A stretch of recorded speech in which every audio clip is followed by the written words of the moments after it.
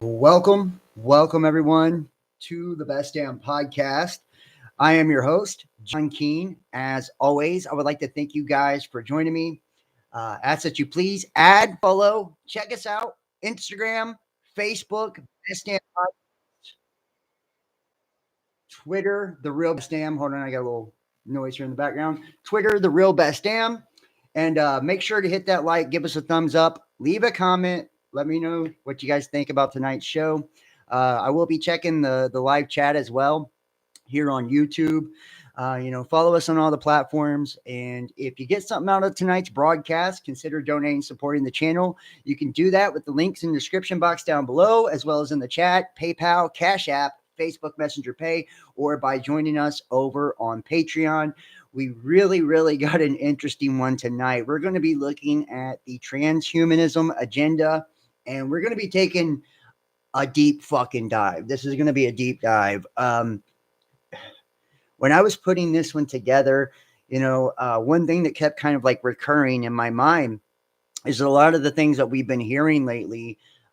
Since Trump has now taken office again, he keeps mentioning this golden age, right? This return to the golden age, and we talked about this a little bit in last night's show. This Saturnian golden age and what all of that actually means. Well, tonight we're going to do a little bit more in-depth exploration of what that actually will entail.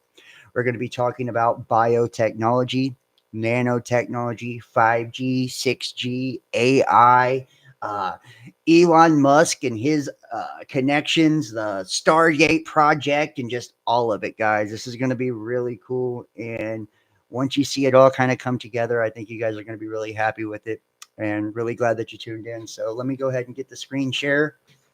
Give me 1 second here. Sorry, guys. I got to look around the camera here. And there we go. There we go. All right. So, like I said, thank you guys for joining me. I appreciate each and every one of you. Okay, here we go. Now we got the screen share going. I appreciate each and every one of you guys for joining me. Uh, it is a wild fucking time. That's all I can say about the age that we're in currently. Um, Not to get too nerdy, with the astrology, but I've talked about this in the past. I know a lot of you guys think tarot and astrology is evil, and that's neither here nor there. That's on you. Um, but you could really tell that we are shifting into the Aquarian age because Aquarius is all about technology. It is all about the realignment of social structures, and it's more about the collective as opposed to the individual. It has a rebellious nature as well. Um, and I feel like when you see the development and these leaps and bounds. And it's like this new industrialization of not just America, but the world. But it's happening, through robotics and through artificial intelligence and through neural networks and brain initiatives and quantum interfaces and all of this. It's like we're taking this fucking giant leap uh, to an entirely new era of humanity. And I believe we're going to see new religions emerge, right? And we already have in so many ways. The transhumanist religion is now becoming a thing. And I feel like the global elite, um, they are absolutely on board with this transhumanist religion. I mean, you think about everything that they fucking do. It's all about, they drink blood for Christ's sake, right? To try to avoid aging because, allegedly in children and babies' blood and shit like that, it has antibodies and things like that that actually keep a person younger. That's why the Bible actually speaks against those things. And you see a lot of their injections, in celebrities and people that are in the public spotlight. Fetal tissue and stem cells and all of this. It's like now we're going from using like organic material to defy the aging, and that ritualistic kind of shit that we've seen. and in the past, that really cultish kind of dark shit that we've seen with child trafficking, human trafficking, organ harvesting, all of that. And we've covered all of this on this channel, by the way. And if you're not a member of like the private content and all of that, or you haven't donated and gotten your links for the private content, consider doing that. And you can see, we've covered that in depth. Now it's going to, genetic genome sequencing, biohacking, the ability to use our genetics against us, like biogenetic warfare, um, the brain functions and brain monitoring.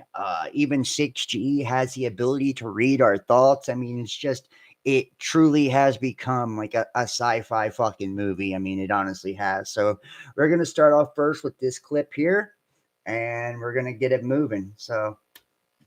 And this is talking about the new AI religion. Hold on. So if we understand religion in general as a story about authority, then in the 21st century, we will have a new dataist religion or a new algorithmic religion, which will tell people the source of authority is algorithms, is big data algorithms. If you have a big question in life or a small question in life, the source of authority is the big data algorithms.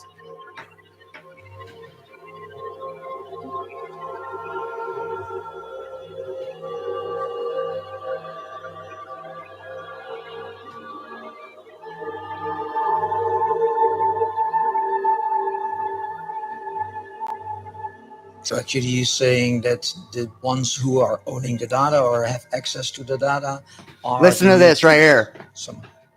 The new priests, the new kings, the new gods, whatever you want to... He's saying, so you're saying the ones that own the data are the new priests? He's like, no. The new priests, the new kings, the new gods. To call it, yes. In the 21st century, the most important asset will be data. People will lose control of their lives.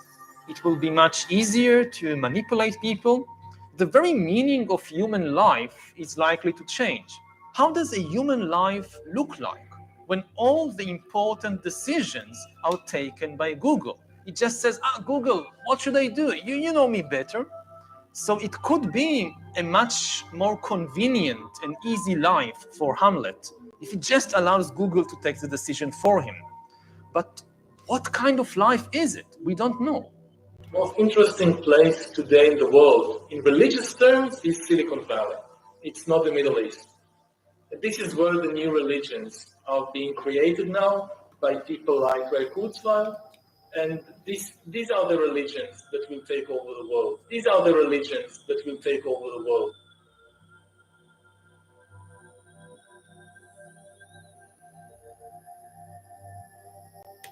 These are the religions that will take over the world, right? And you can see, and now let's kind of go. Now we're going to give you a little taste of what's actually taking place in real time, right? Before we jump into some of this stuff. This was released by the White House today. Okay, this is about 9 hours ago. And it says literally, I shit you not, we're going to talk about where the golden age originates from. We'll get into the spiritual aspect of this after we cover, a lot of the technology aspect of all of this. So like, stick with me. I mean, I promise you tonight will be good once it's all put together. So our golden age has just begun. This is from the White House. It is my honor to introduce to you the 45th and the 47th President of the United States of America, Donald J. Trump. In America, the impossible is what we do best. There's nothing we cannot do and no dream we cannot achieve. We will restore America's promise and we will rebuild the nation that we love. We will stand bravely, dream boldly, and nothing will stand in our way because we are Americans. The future is ours and our golden age has just begun. Our golden age has just begun. The golden age has just begun. Now, with that in mind, now as we're gonna kind of navigate all of this as we move forward here, I just kind of want you to hang with me. I'm going to give you a little piece by piece, feed you a little piece at a time, and you're going to see where all of this starts to culminate and kind of come together. You can see the direction that we're going. I've got documents and everything to go over.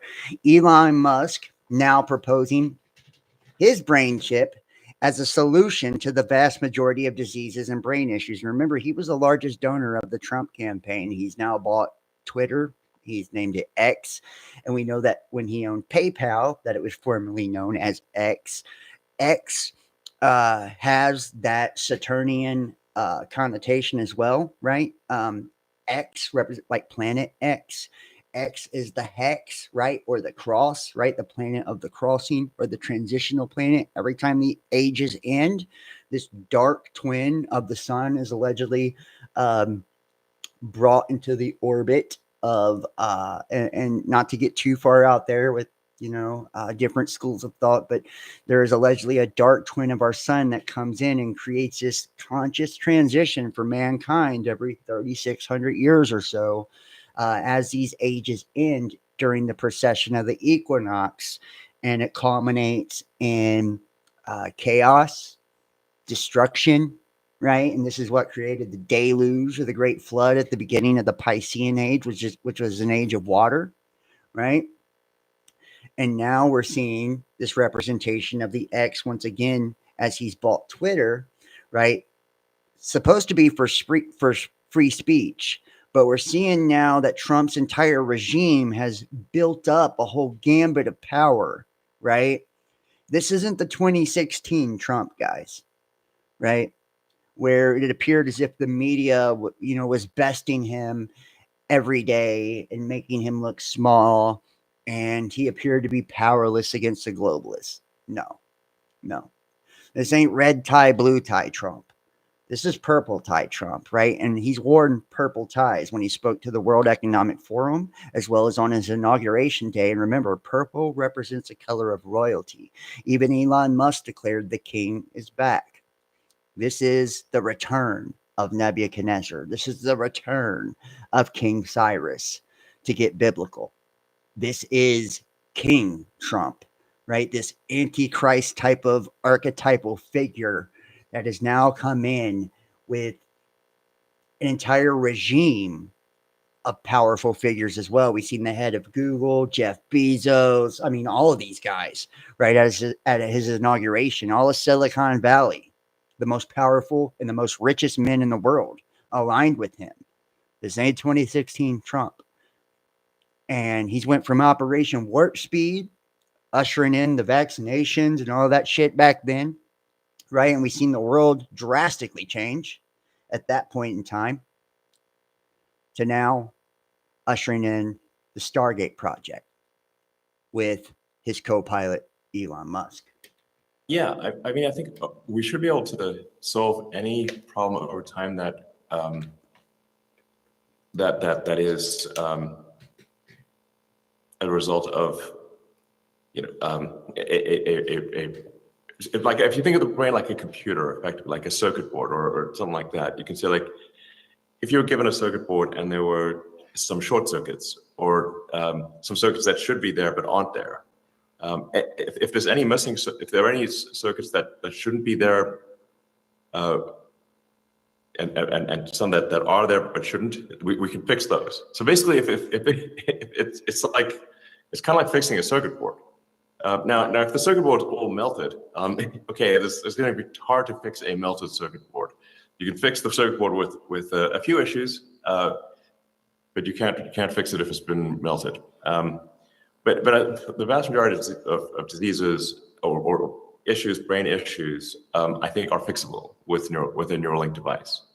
It's a fine-grained means of reading and writing electrical signals in the brain at a very with high precision, and so that means like if there's, say, an electrical storm, some kind of epilepsy or something, you can interrupt that storm. You can, there's like, if you can say like, if there are a set of signals to read, like in the case of blindness, if somebody's lost their optic nerve or both eyes, you can still stimulate the visual cortex, even with if the if they lost both eyes so basically if anything that is a function of signals in or out, if that is the nature of the problem, it can be fixed ultimately with a Neuralink device. And I just want to kind of like, put this in your nugget for a second here. A lot of people had speculated with the Neuralink and his neural lace device and, what this would kind of mean, and we can now see not only is this on the agenda, this is on the docket to be implemented, right? And this is now being, propaganda. It's being propagated as this end all beat all fix to all, problems, when it's incoming or outgoing signal problem for the brain, right? When we see the direction of what is going with the Stargate project, you're going to see just how fucking in line all of this seems to be leading us to what I would believe, or I would surmise as what one could interpret as the mark of the beast, right?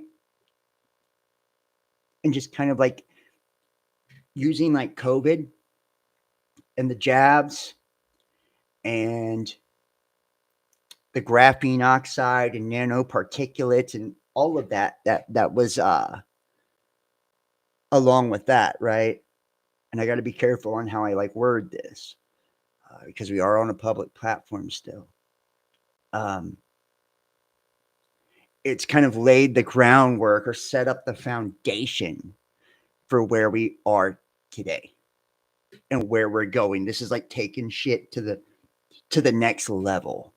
It's like Operation Warp Speed, punch the gas on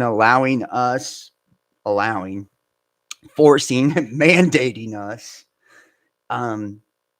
into this transhumanist technological advancement, right? With Bill Gates and all these billionaire boys club, right?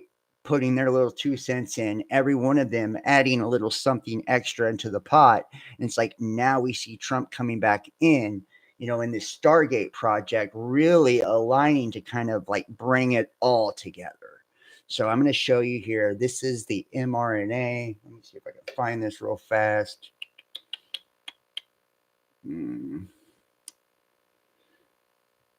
One moment.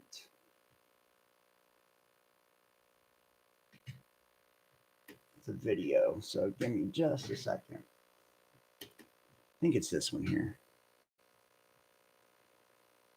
Thank you, Mr. President. One of the most exciting things. Okay, and this is for the Stargate project right here. So, and this is what I'm talking about. This is them setting it up, and you see neural lace being set up as, this cure for all these different brain functions, epilepsy, and whatnot. Now you're going to see the mRNA, which is messenger RNA. It has the ability to send messages to our genetics, right? And in yesterday's episode, we talked about how, they're now warning you, the military is warning you against, this genomic sequencing and giving people accessibility to your DNA, but yet the government wants it. Thank you, Mr. President. One of the most exciting things we're working on, using the tools that Sam and Masa are providing, is a cancer vaccine. It's very interesting. It turns out, I'll be quick, all of our cancers, cancer tumors, little fragments of those tumors float around in your blood. So you can do early cancer detection. If you can do it using AI, you can do early cancer detection with a blood test.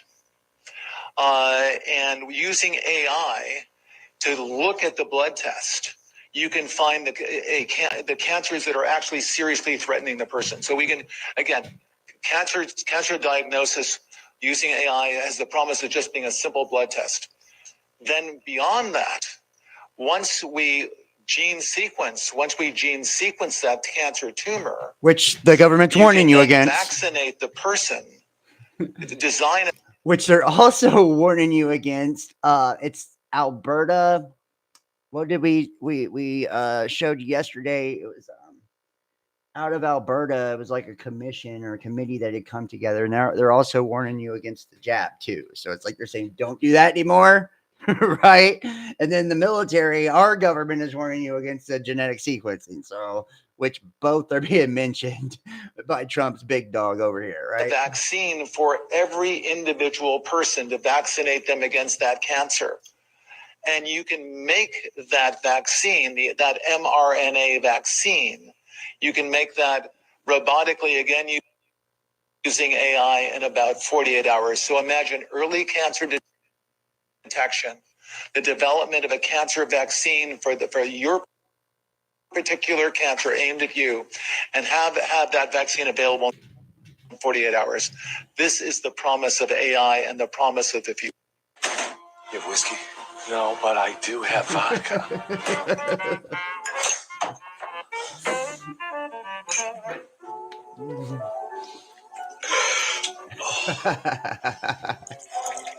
There's a way to start this key. There's got to be a way to stop it, yeah.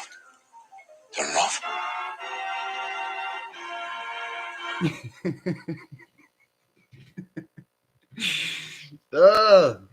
And that's about how it feels. It's like, give me a shot. You know what I mean? Light up a joint, something, right? Because this shit is wild. And it really is Stranger Things too, honestly. You know, it truly is. And as we, and as we kind of see this shit continuously unfold, it only gets more and more bizarre. Honestly, it's like, I don't know how anyone. I'm sorry, man. I'm not sorry. Actually, I'm not sorry, but I just want to say, I am so hated by the left for the shit I post and say. People think I'm an alt-right wacko conspiracy theorist, but the right hates me just as much, if not more so, because of the shit I point out for Trump. Guys, if you haven't caught on by now, this is what is called controlled opposition, right? The best way to control the opposition is to lead it, right? That is what's happening here.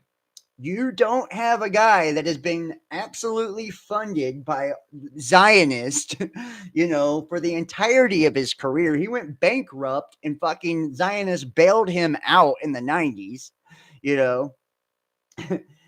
And he is literally, the motherfucker should have Israel tattooed on his forehead because he's that big of a, pro-Israel president. We've never seen a guy fly the Israel flag like this motherfucker has, and people still question all of his connections with the Jesuits, his Jesuit school. And it's like, people are like, the fact people still believe that he's going against the deep state. The fact that people still believe that he's not one of us or one of them and he's one of us, it's like, it's fucking mind blowing. Do you honestly think that a person has gotten to this level with this much power, with all of these powerful figures of Silicon Valley and all of this, right? These billionaire boys club aligned with him without being a member of the club?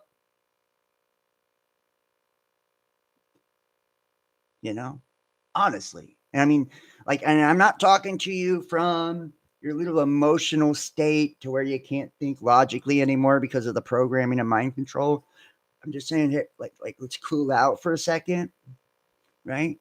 Just woos off for a moment. And let's think logically about what's happening here. 2016, you were told to trust the plan for 4 fucking years. Weren't you? That the arrests were coming. They were going to take down all the pedos and all of that. Did that ever happen? It didn't. What happened to the people that fell for that? All the Q-tards. Right? They got their asses smoked.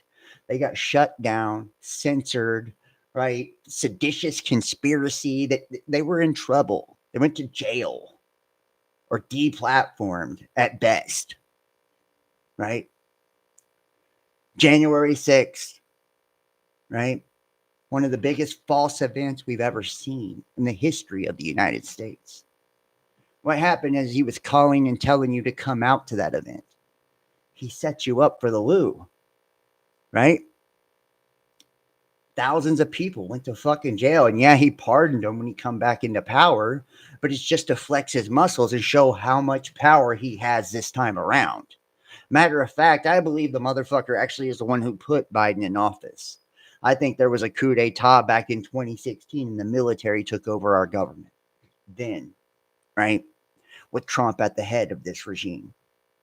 And that Biden was just more of like a substitute president. I don't even believe the guy was truly in power. And if you've seen him during his press conferences and his speeches, a lot of times he'd be like, they said I could say this, or they said I could do this. He would be literally inferring that someone was telling him what he could and couldn't do, and he's the fucking president, right? Nothing suspicious there, right? Nothing suspicious there. And now this time around, you know, we've somehow bought into the idea once again because promises made and promises kept, and it all looks really good, right? It's being dressed up really good with the ban against federal censorship, you know, the censorship ban. I absolutely love that one. You know, that really helps a person like me. The national emergencies at the border and all of these things, but think about all the different national emergencies that have been declared already.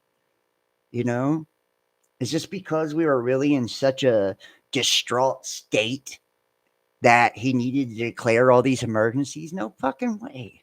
We've been operating just fine. Yeah, things have been shitty. Inflation has been incredibly high, you know, but nothing new, you know. These emergencies were declared so he could circumvent the constitutional process of things, the legislative process, and just be able to sign off on whatever the fuck he wanted and do it by declaring an emergency. You know, it's giving him absolute power. And people say, oh, he's just doing his job and da da da. Well, he may be doing his job, right? But anyone with unchecked power, you know, is someone that, you know, we should be asking questions about. Like, why is he doing that? Why is he taking such drastic measures? Why was he ready to come in like a ball of fucking fire and start declaring all these different emergencies? You know? And now you see where this is all going and the direction this is all going. By this integration of OpenAI and MrNA and all of this is showing you exactly which direction we're going. Who are those 17,000 doctors? RFK Jr. is not only unqualified to lead this essential agency, he's actively dangerous. 17,000 doctors call RFK Jr.'s actively dangerous to national health care. Well, sorry, it's not his best pictures, but we can tell that those 17,000 prominent docs are corrupt friends of Bill Gates and the World Economic Forum. I've actually got this article here.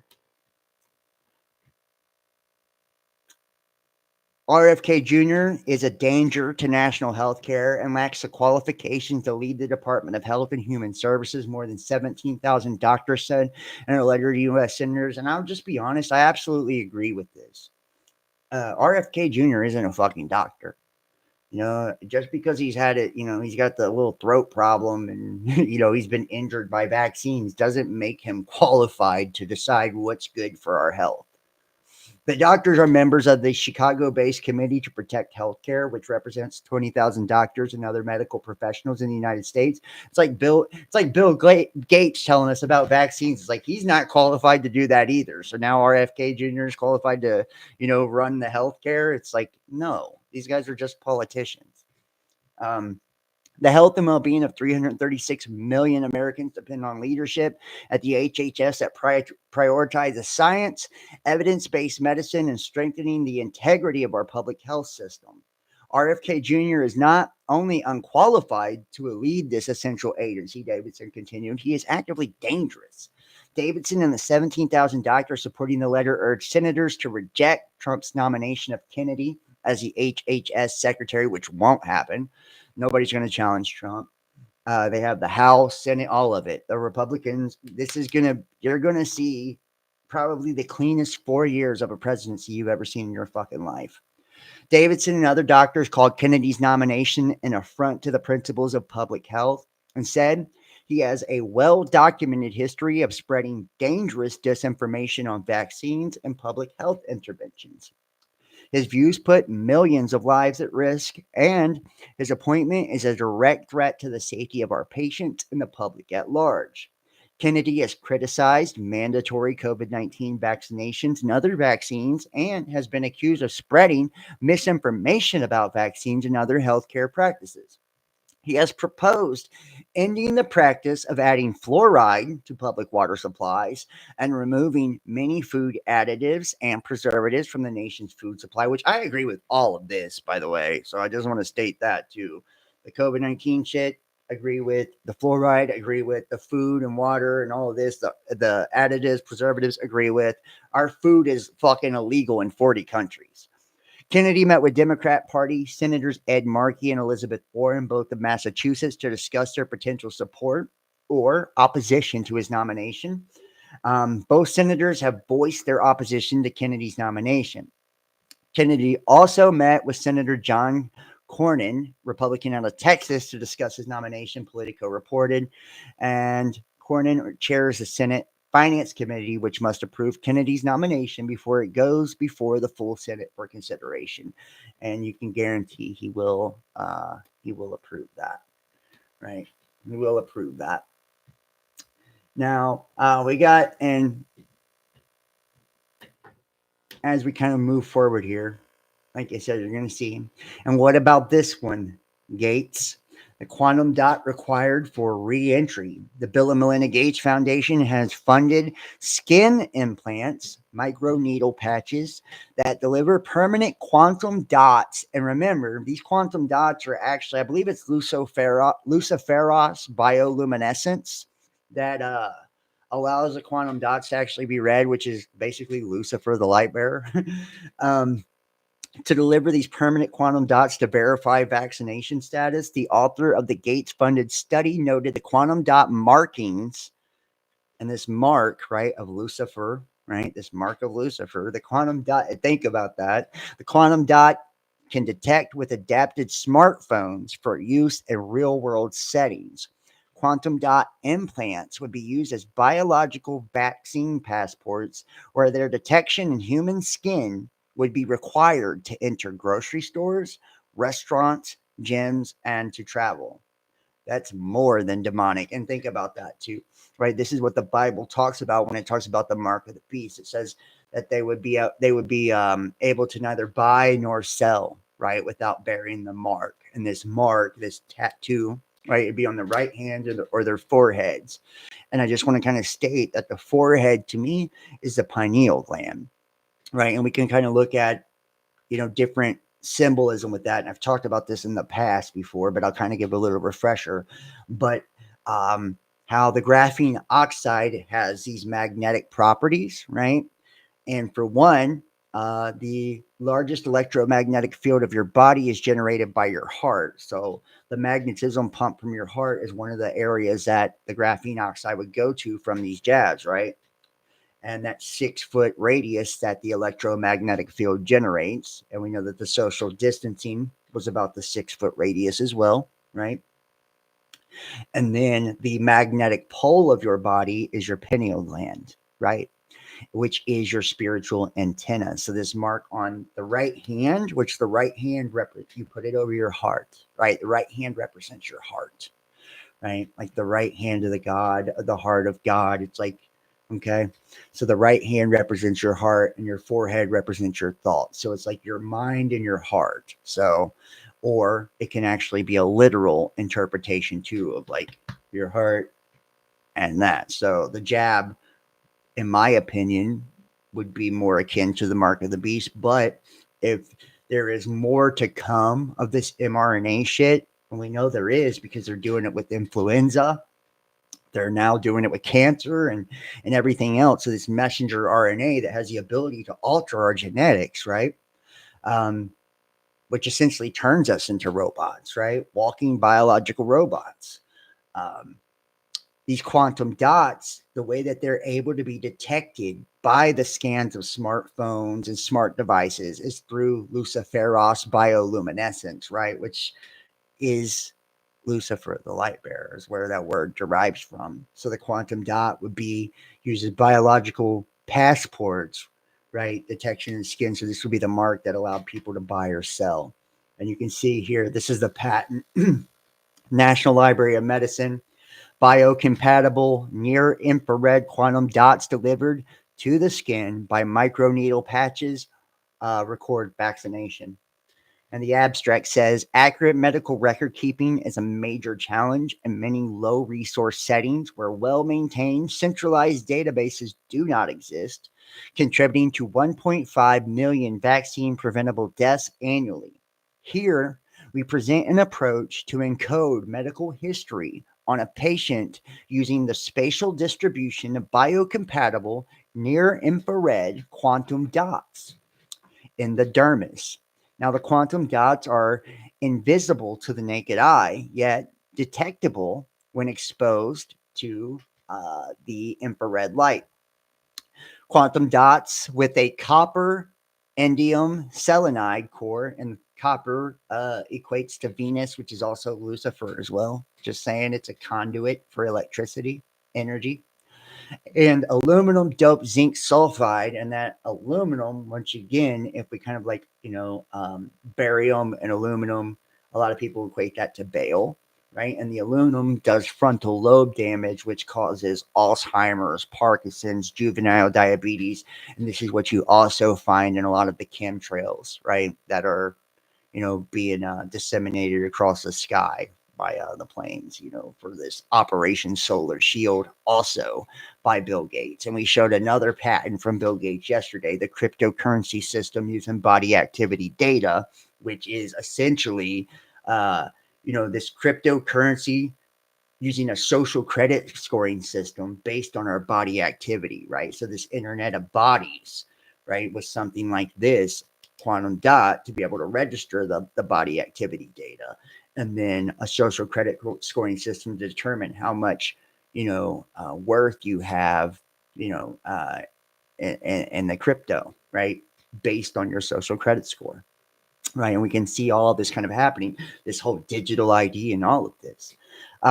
So with a copper indium selenide core and aluminum doped zinc sulfide shell, we're tuned to emit the NIR spectrum by controlling stoichiometry and shelling time, the formulation showing the greatest resistance to photo bleaching after simulated sunlight exposure, the 5-year equivalence, through pigmented human skin, was encapsulated in microparticles for use in vivo. In parallel, microneedle geometry was optimized in silico and validated ex vivo using porcine and synthetic human skin. Quantum dot containing microparticles were then embedded in dissolvable microneedles and administered to rats with or without a vaccine. Longitudinal in vivo imaging using a smartphone adapted to detect NIR light demonstrated that microneedle delivered quantum dot patterns remained bright and could be accurately identified using machine learning algorithms 9 months after application. In addition, co-delivery with inactivated poliovirus vaccine produced neutralizing antibody titers above the threshold considered protective. These findings suggest that intradermal quantum dots can be used to reliably encode information and can be delivered with a vaccine, which may be particularly valuable in the developing world and can open up new avenues for decentralized data storage and biosensing. So, and the conflict of interest in the statement, competing interest, a patent application entitled Microneedle Tattoo Patches and Use Thereof, describing the approach presented here, was filed, and it gives you the conflict of interest that were actually created by the people who wrote this abstract. So, right. And you can see all the, and I'm going to drop this patent in the chat. I like to just give you guys access to what we're looking at here as well. That way you can go look it up yourself later. I do have the chat replay on for those of you guys that are interested in going back at the replay and looking at this. I'm going to look at some of these comments here real fast in the chat here. Ike remotely says bioquantum feedback devices. There was a salesman from my province in Canada who went across the whole world selling these things. Paula Hawk says Elon's supposed nanny said Elon would set the stage for the Antichrist. How interesting is that, right? Considering, right? So what else we have? And it's nice to see you guys too. So yeah, I mean, like, those are some interesting comments, right? I did not know that Elon Musk's nanny said he would set the stage for the Antichrist. I don't know what your school of thought on that or your belief is when it comes to the Antichrist, but the comparisons to King Cyrus, the comparisons to Nebuchadnezzar when it comes to Donald Trump, I think if there's any fucking candidate, and we're gonna show some Nostradamus quatrains and all types of interesting shit tonight when it comes to the Saturnian Golden Age and Trump and all of this. It's going to be a lot of information tonight for people to kind of digest. So you might have to watch it, a couple times to get it all. But yeah, it's very interesting. Very interesting. Moving forward here. BlackRock caught at it again. Why depopulation is a good thing. And thankfully, we have AI to do all your jobs. I could argue in the developed countries, the big winners are countries that have shrinking populations. Okay, that's something that most people never talked about. We always used to think shrinking population is a cause for negative growth.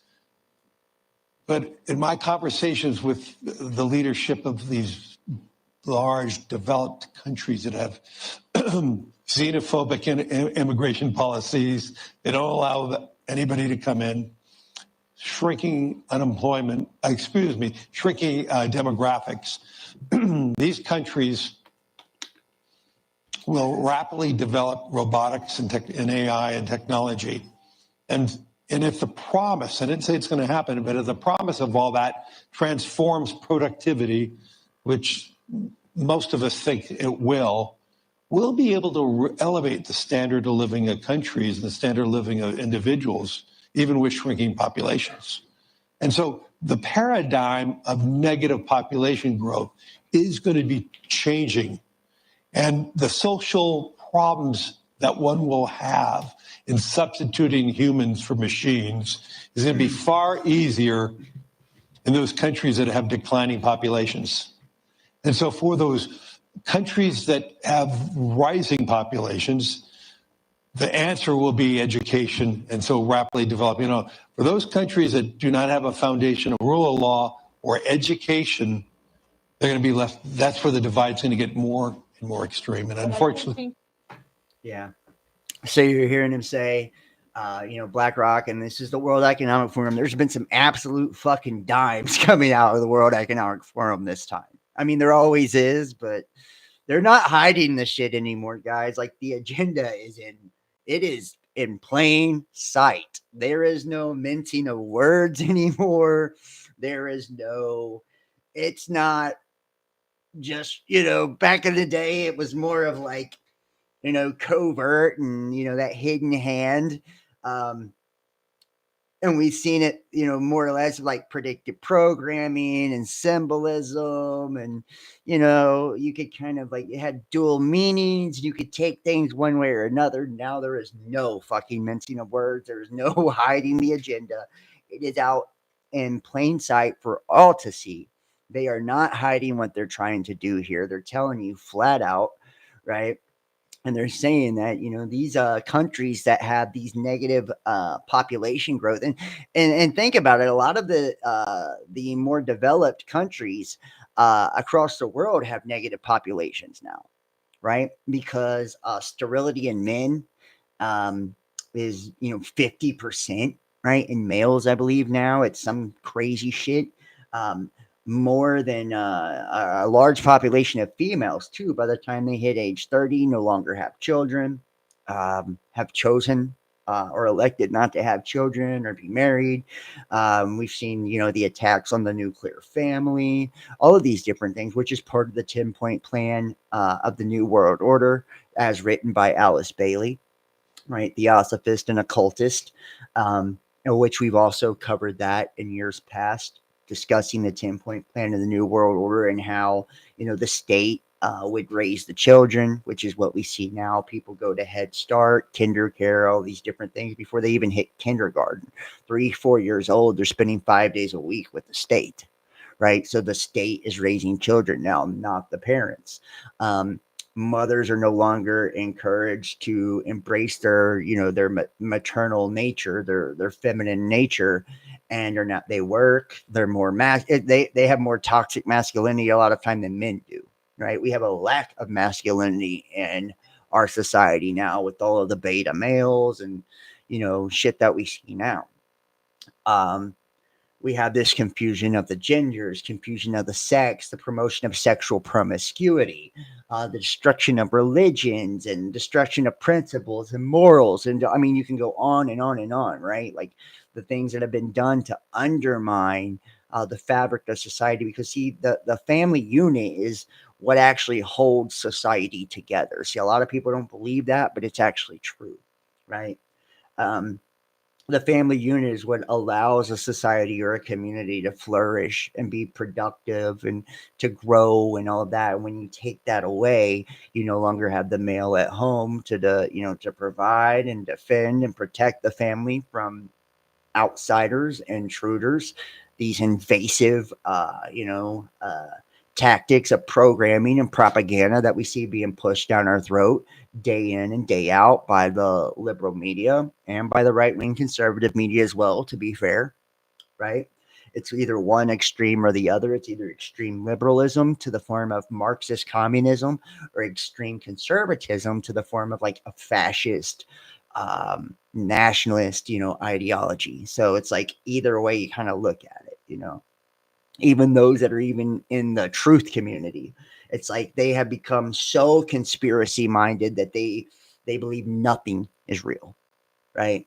Nothing is real. They have no compass or direction when it comes to being able to decide on what's actually genuine and true, because they can't believe in anything. And I believe that this was, let's see if I can get the quote here. I don't want to pull it up and look like a dumbass.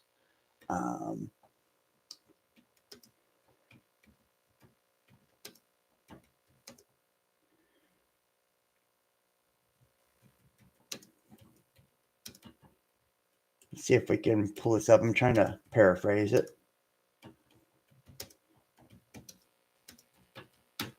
Let's see if we can pull this up.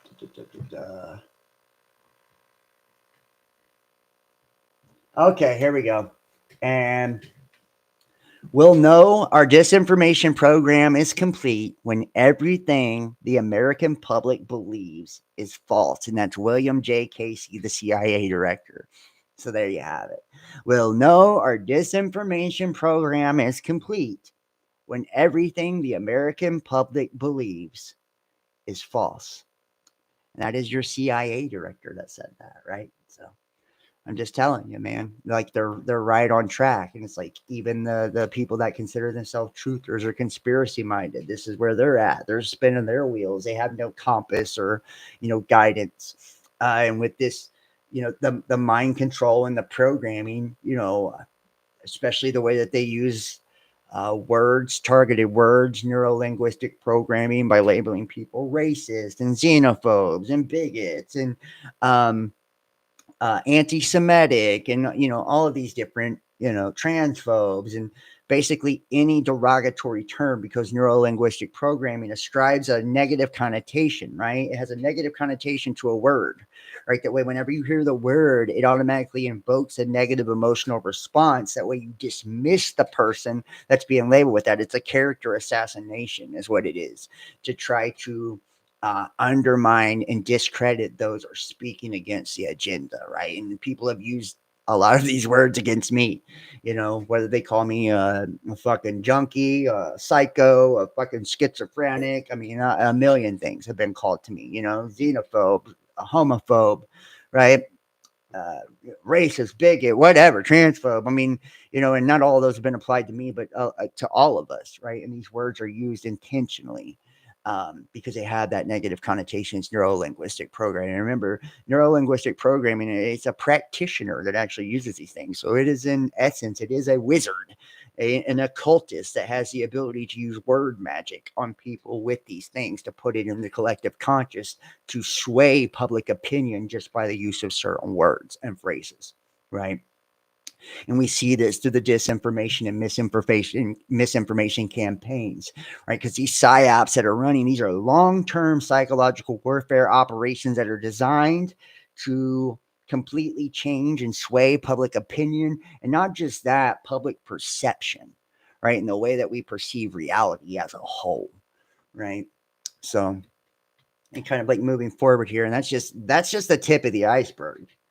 And it's funny how depopulation plans never seem to include the people writing the plans. And isn't that the fucking truth, right? Remember when the CDC decided they needed to prepare for a zombie pandemic? Here's the front page of the document. I actually have the document here. I pulled it up. And very eerie. And see, and this is from the Center of Disease Control. The Preparedness 101 of the zombie pandemic. We're just going to go through the comic strip here real quick and just kind of show you how close we are to all of this. I get to pick the next movie. That one's going to give me nightmares. Oh, you're such a baby. It wasn't that scary. That kind of stuff would never really happen. Isn't this what people say? This shit would never really happen. Well, I'm going to try and get some sleep. Don't stay up too late. All right. Max and I will be on the lookout for the boogeyman. Ha ha ha. Very funny. Stay tuned for Channel News Nightly News. In other news, several people have been hospitalized after a strange virus began spreading rapidly throughout the Southeast. Huh? Scientists haven't yet identified the virus, but symptoms include slow movement, slurred speech, and violent tendencies. The Center for Disease Control and Prevention is recommending that people distance themselves from anyone displaying these symptoms. They are also recommending families and others gather emergency supplies and make plans in case they are asked to evacuate. You can get more information on emergency.cdc.gov. Emergency supplies, evacuation. What's going on, Max? Let's check the internet. A zombie virus? This does not look good. Let's check the CDC site. An emergency preparedness kit? I better print this out. Let's see what we can gather up. Next, the pair go down to the basement. Man, I forgot I had this. It used to be my dad's. He was always listening to the weather report when storms came through. Guess we'll add it to the supplies. And it looks like we almost got everything. Water, food, radio, flashlight. And oh yeah, buddy, I guess I need to add some of your stuff too. Well, that should do it. Let's see if there have been any new developments. Wow, it looks like they're everywhere. Maybe we should take a break from the horror movies. I'm acting like Julie, jumping at every little noise. And sure enough, you can see what the racket's all about. The cat, Miss Clements, and she's a fucking zombie. You don't look so good. Maybe you should lie down. And the neighbor turns into a zombie. Right? And I want to get to this one part here, just to kind of show you a little bit of the predictive programming that we see in here. Here we go, right here. And this is and we'll kind of end it here. I'll leave you guys. I'm going to give you guys this in the chat too, if you want to go read this yourself on your own time. I'm not going to do the whole thing here. But right here. Quarantine efforts here in quarantine in Raleigh haven't done much to contain the spread of the virus. Over half the city is now infected, and new cases are showing up throughout the Southeast. Back to you in the studio, Samantha. This is a very grave and dangerous situation. The governor has declared a state of emergency, and the National Guard And the governor is urging everyone who is not showing symptoms to stay in their homes and to keep their doors locked. Remember the deployment of the National Guard, the declaration of the state of the emergency, the quarantine, people being ordered in their homes. The CDC is working with local health departments on a vaccine. Until then, bunker down and don't go outside unless you have to.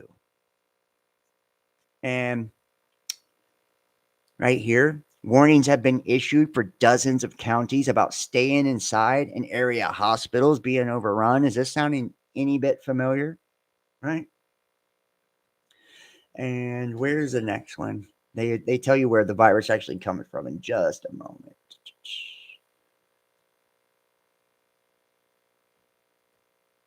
You see the CDC here. This is where all the CDC coffins came from, right?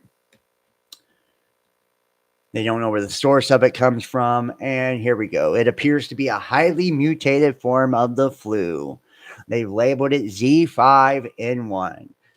You know, how interesting is that? This mutated form of the flu, right? It's like you can't make this shit up. And even so, the health department is sending on money. They've managed to map the virus's DNA, right? You know, they're adding in the genetics and all of this. It's like, really, guys, you know, they're telegraphing exactly. You know, we've used the same type of vaccine that we use for the seasonal flu. It's been modeling the vaccine on how it works once it enters the bloodstream. And soon we'll be able to distribute this vaccine. You see what I mean? Right? It's very, very familiar. You know, very familiar. They're stockpiling it. They're getting troops on the ground, strategic national stockpile, all of it. All of it.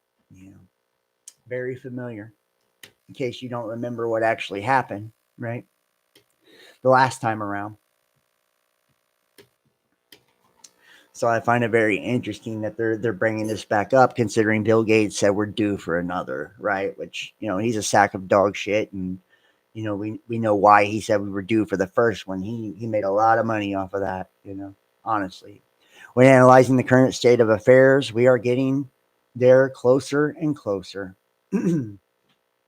Whoops! Trump's border czar Tom Homan clarifies the mission accomplished for White House will be reducing illegal alien crime, not the mass deportation of millions of illegals.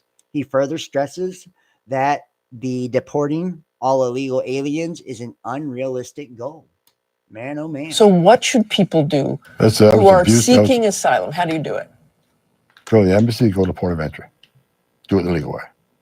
You shouldn't come to this country and ask to get asylum, and the first thing you do is break our laws by entering illegal. So tell me what the definition of success is over the next 6 months, over the next year, by the end of the administration. What is mission accomplished here? Taking as many public safety threats off the street as possible. Watching illegal alien crimes in the United States decrease. Ending it. Deporting every illegal alien gang member in this country, including Trendawa and MS-13. Making our country safe. When we see the crime rate from illegal aliens go down, that's a success. Every public safety threat we remove from this country is success. Every national security threat that we find removed from the country is success. There's no number on it. So my success can be based on what Congress gives us. More money, the better we're going to do. I noticed you didn't put in that list of things that will be mission accomplished and success, getting every immigrant who is in the country illegally out. Why not? Because I'm being realistic. We can do what we can with the money we have. We're going to try to be efficient, but with more money we have, the more we can accomplish. If I don't have the money to remove that millions of people, I'm not going to sit here and one thing, no one can say I haven't been frank in everything I've said. Our success every day is taking a public safety threat off the streets or getting a national security threat out of here. And our thanks to Tom Homan. Which could mean whatever they want it to mean, you know, national security threat, you know. You could really see this easily turning into quite a bit of different things, you know. having the ability to really like look at anybody's, identification and, where they're coming from and just bringing in more monitoring and surveillance and all of this, right? I don't think it's always about illegals. Your DNA will be your data. And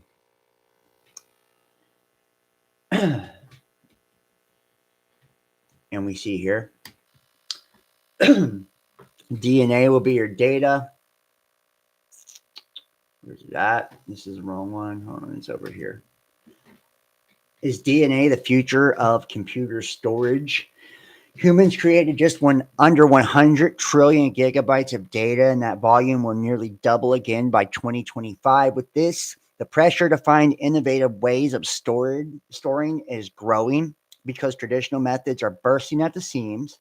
But to some scientists, the best answer has existed for billions of years. DNA. If it can store genetic code, can it also store the world's digital information? Synthetic DNA has the potential to store orders of magnitude more data than today's devices, and in a manner that promises to be much more sustainable, says Karen Strauss, Senior Principal Researcher Manager at Microsoft Research and affiliate professor at the University of Washington School of Computer Science and Engineering. And of course, she's with Microsoft. Strauss has led research in emerging memory technologies, which have drawn increasing interest as global data volumes have mushroomed. Media that once existed physically now predominantly exists digitally. The world is being photographed from space like never before. Businesses are increasingly operating on cloud platforms.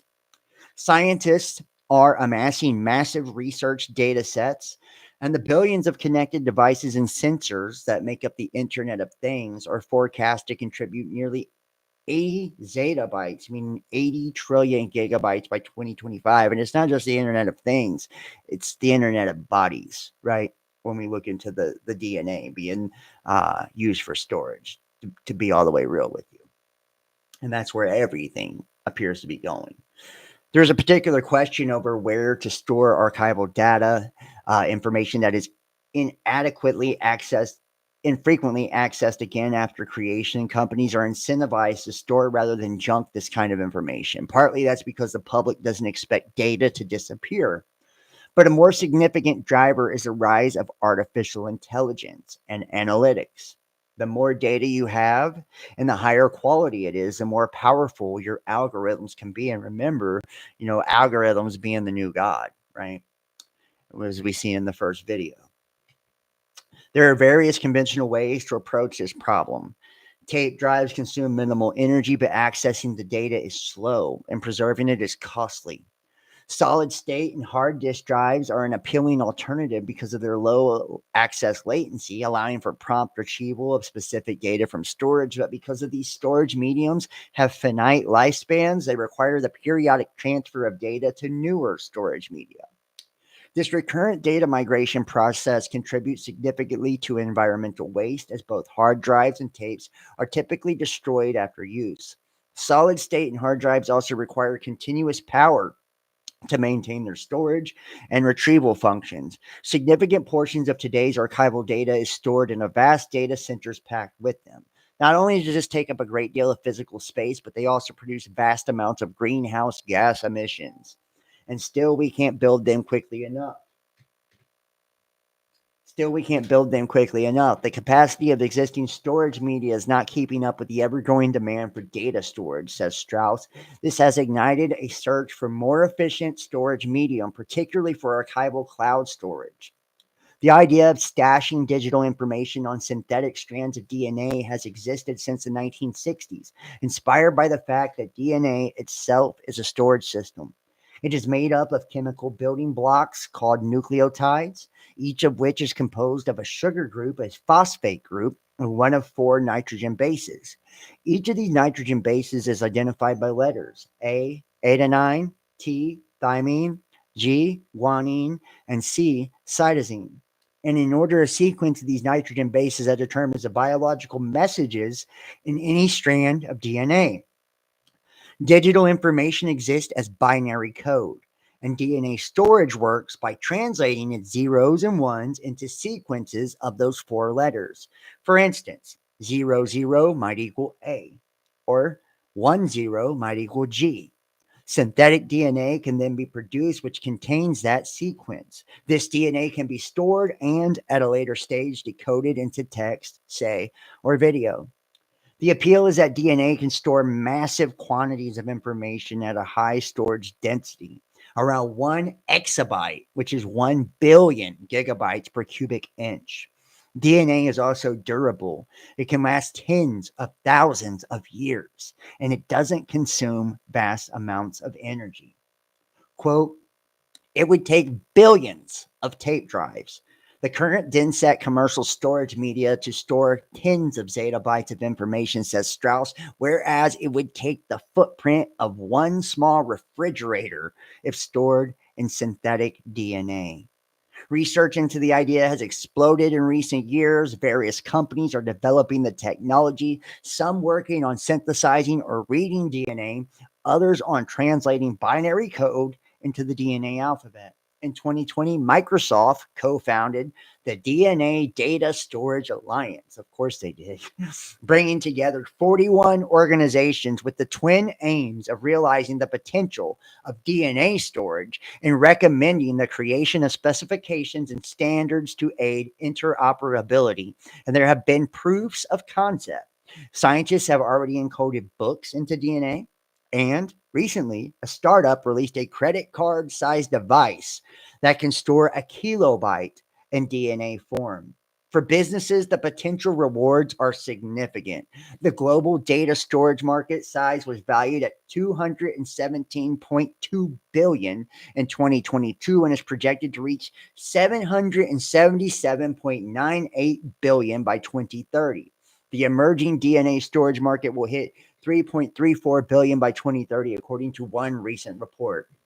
DNA storage is not going to replace traditional data centers, especially as that data is required quickly, but eventually it might enable archival data to be stored in greener, more compact data centers, which produce minimal waste and carbon emissions. In these centers, files will be encoded and synthesized and then stored in capsules.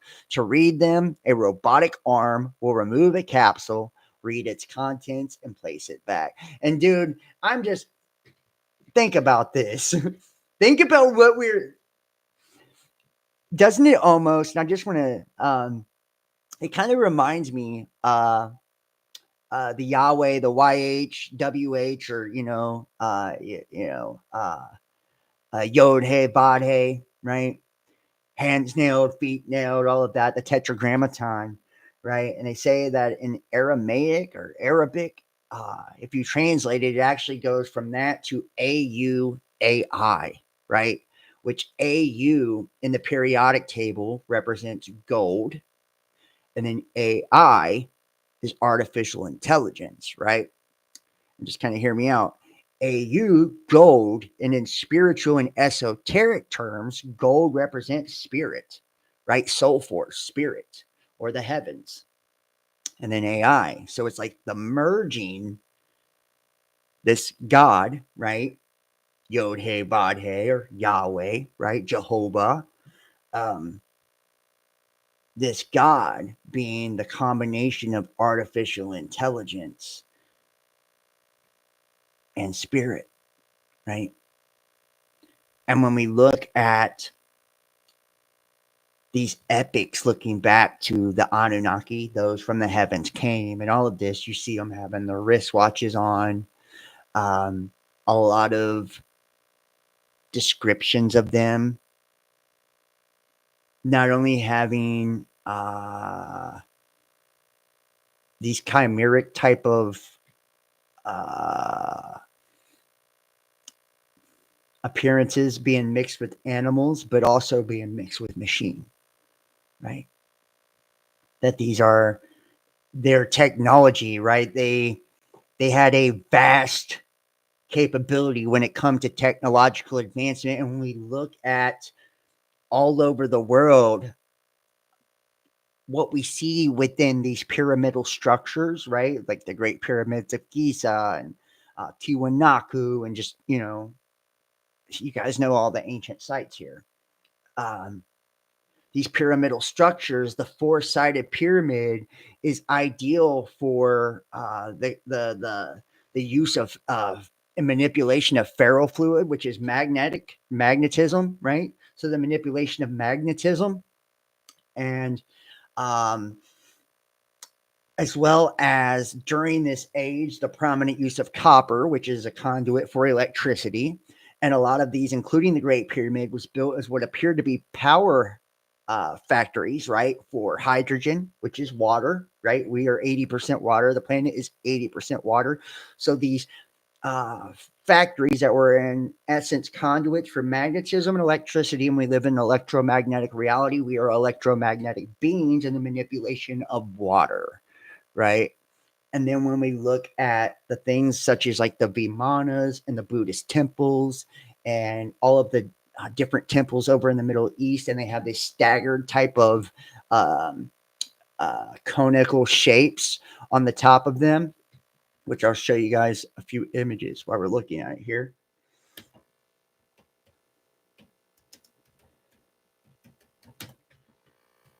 Right here. Right. Just trying to look at some of these temples here, right here.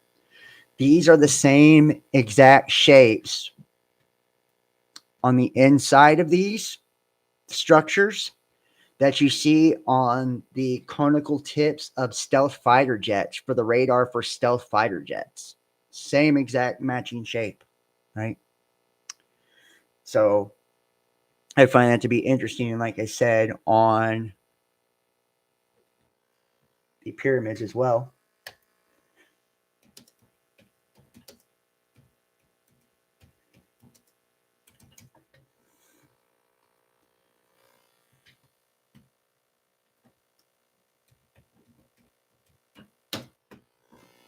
See, all over the world, the step pyramids and all of this, they're all the same. See, it's this four-sided pyramidal structure, right?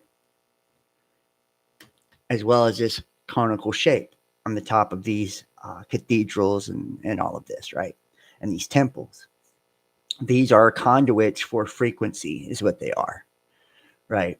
Conduits for frequency, which lets us know, and these were allegedly built by the gods, right?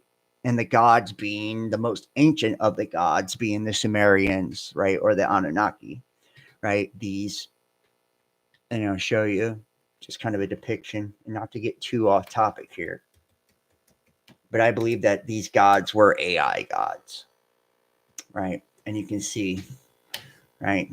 They literally have technology, right? They're using technology. They have wristwatches on, you know what I mean? Matter of fact, you look out even at the Vatican.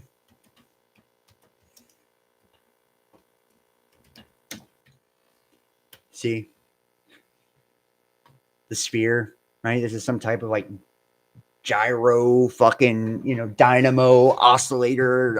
Who fucking knows? But it's like right, it's definitely some type of machinery as well, right? See all the gears and shit like that on the inside of this, right? They have the pine cone as well out in front of the Vatican. You know, so it does appear as if these ancient gods were using forms of technology that we're now just kind of coming back around to. We can even see depictions of what appears to be, you know, very similar things to the Large Hadron Collider, right? And technology that we're just now rediscovering. Like I said, stealth fighter jets, all of this, guys. So, you know, you can take it or leave it. You can believe what you want to see. Believe what you want to believe, and you can also see here what appears to be DNA too, right? DNA. So this use of DNA, and if we look at Enki's World Order, or otherwise known as the Lost Book of Enki, they actually talk about, and Enki is another translation, these two brothers, these two creator brothers, and there's always a story of the two brothers of creation. One having the Lucifer archetype and the other having the Satan archetype, the two gods in the garden, so on and so forth, right? The one that's like, surely you won't die, eaten from the tree of knowledge and the one who tells them not to eat from the tree of knowledge. That would be Enki and Enlil also. Quetzalcoatl and Tezcatlipoca, being the Mayan ones. Paganhoya and Palangatahoya being the ones from the Hopi prophecy. I could go on and on and on showing you these two different brothers, right? And even, you know, the archetype of Christ and Satan, right? Which is Lucifer and Satan, in my opinion, right? Prometheus and Zeus and so on and so forth, Jupiter, Saturn, right? But you can see, right, like the genetics also being shown. And in this epic or this tale, they describe humanity being a genetically altered race, right? That, and I have the text. I'll pull it up towards the end and kind of read some of the text. I don't want to get into that and get too far off the topic, but, you know, they describe how, you know, they genetically manipulated the hominid species that was already on the planet. And you guys remember I had a guest named Gary Parker who had shown there was this weird vibration in the sands of the Great Pyramid 10 years after 2012. You guys remember after the summer solstice of 2012, 10 years later, this weird kind of three-dimensional vibration in the sand. It's one of my most favorite guests I've ever had. One of my favorite podcasts I've done. It's on the backup channel, and it's also in on Patreon. It showed this story that had vibrated in the sands of the Great Pyramid, and the pyramid looking like a giant alien head, one of the Anunnaki, as well as showing this story of like a comet hitting this monkey species being mixed with the gods, and, you know, and it kind of just backed up what the, you know, the tales of the Sumerians were actually telling us, right? And even when we look in the book of Genesis, and I've pointed this out in the past, that the book of Genesis, when it talks about the earth being void and without shape, and I'll show you this really fast, what's actually being described, and this is my opinion, sorry, what's actually being described, oops, okay, yeah. So what's actually being described here, book of Genesis, and you see the Nephilim and the earth in those days. Nephilim representing bully or tyrant. These are the gods, right? The ones who actually fell, right? They were on the earth in those days, and after this, when the sons of God, meaning the B'nai, which were possessive or a son, right? Possessed, Banim, B'nai, afflicted. They would sleep with the daughters of humankind, right? The daughters of humankind, which is in essence Adam, right? The human being. So these gods were mating with the human beings, the mighty ones, the heroes of old, the Gibborim, Nephilim. These were the powerful warrior gods, right? Which we would know as the Anunnaki. And we know that even further back when it talks about in Genesis, I think it's 1, just to kind of show you. Here we go. Yeah. Now the earth was without shape, desolate, a worthless thing, right? An empty place without form. And it was empty.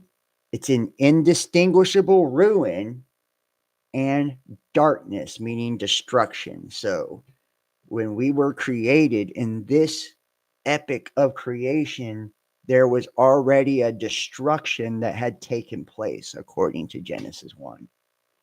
The earth was in ruin and destruction.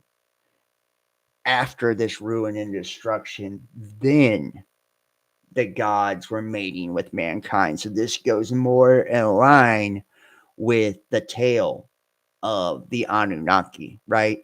Them actually conquering the human race by sending a deluge or a flood or the evil wind, which I believe is like a nuclear bomb or something like that, creating destruction, wiping out the original humans, right? The ones that walked with the gods, allegedly, because of their wickedness. And then these fallen angels, meaning those from the heavens came, who are now on earth, right? Aliens, extraterrestrials, interdimensional entities, whatever you want to call them, right? Were then genetically modifying, creating offspring with humankind after this destruction and desolation. So, what we're seeing described here is not the beginning of time. This isn't the beginning of time. If it would, it would be without shape and void, but no, it says it was an indistinguishable ruin, right? Ruin means something that already existed. Indistinguishable ruin and destruction, right? So something that was destroyed and in ruins, right? Meaning, we know that the gods, they ordered the great deluge, right? And the flood. And this began that age of Pisces, right? And then we get into the, Genesis 6 conspiracy, where we have the gods actually multiplying with the daughters of men, which is humankind. Okay. So it looks like there was this, and you can see, right, with the genetics, the technology. So it's like we came from some type of technologically advanced, artificially intelligent race. And we ourselves may even be a form of AI. A lot of people even believe that. So now we are like rediscovering all of this technology. And remember, all of these gods promised to return one day. And now we're hearing things like Trump saying, the golden age, right? And allegedly, when the gods were here in the past, that was the golden age, right? And now these gods promise to return. Now we're talking about the golden age once again. And it just so happens to be as we're going into this, this transhumanist agenda. So I'm just saying. And now moving forward. Just wanted to put that out there. Interesting. The Pentagon has issued a 10-day social media pause beginning January 25th in order to refocus communications for the Department of Defense around the Commander-in-Chief's priority of reorienting the department around its core mission of keeping America safe, fielding the most lethal force on the planet, and fighting and winning wars. All DoD components will adhere to the following temporary social media guidance. Social media posts from the official accounts at all levels of the department are temporarily suspended for 10 days, effective January 25th, 2025, in order for the DoD components to prepare for the reorientation of content on their platforms. I just find this to be weird wording, too. This reorienting of the Department of Defense and like this relaunch here. The suspension does not apply to social media communication concerning DoD's current operations defending our southern border. In fact, this is a top priority for the department. In addition, I recognize the duty and responsibility of military installation commanders to inform service members, military families, veterans, base partners, and visitors about base activities and services. Therefore, this guidance also does not apply for normal installation base operations and activities, including customer-focused content such as base conditions, activities, and services, DoD education activities, school activities, operations and notifications, morale, welfare, and recreation, and commissary operations and activities, and recruiting-related activities. Nothing in this memo should be interpreted as disrupting or ceasing normal installation base operations and activities. In accordance with DoD Instructions 5400.17, official use of social media for public affairs purposes, August 12, 2022, as amended, social media account managers for institutional or individual accounts will follow record management procedures and account transition procedures as a new administration officials assume their position. Interesting. And meanwhile, the Trump administration is negotiating the deal to place TikTok under the control of Oracle, and U.S. investors under this plan, ByteDance, TikTok's China-based owner, would retain a minority stake. While Oracle would oversee algorithms, data, and updates, this aims to minimize Chinese influence and address national security concerns. Microsoft may join as a potential investor while Congress remains a critical hurdle. And of course, Microsoft would get involved in this. It's like we see Microsoft involved in every bit of this. And what this actually boils down to is the United States wanting control of the data instead of China, just to keep it all the way real. And are they testing algorithm changes, more censorship ahead? Mirror bacteria. Labs creating mirrored life may accidentally doom us all. Hello, wonderful person. This is Anton.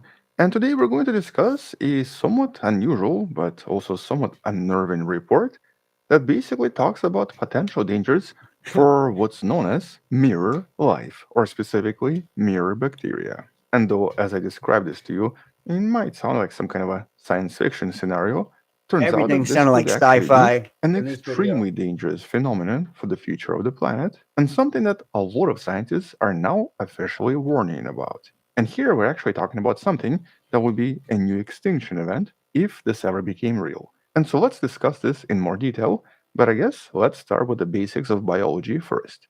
Let's talk about chirality. And chirality is a topic you might remember from basic biology. The idea that things tend to come in two different shapes, either left-handed or right-handed.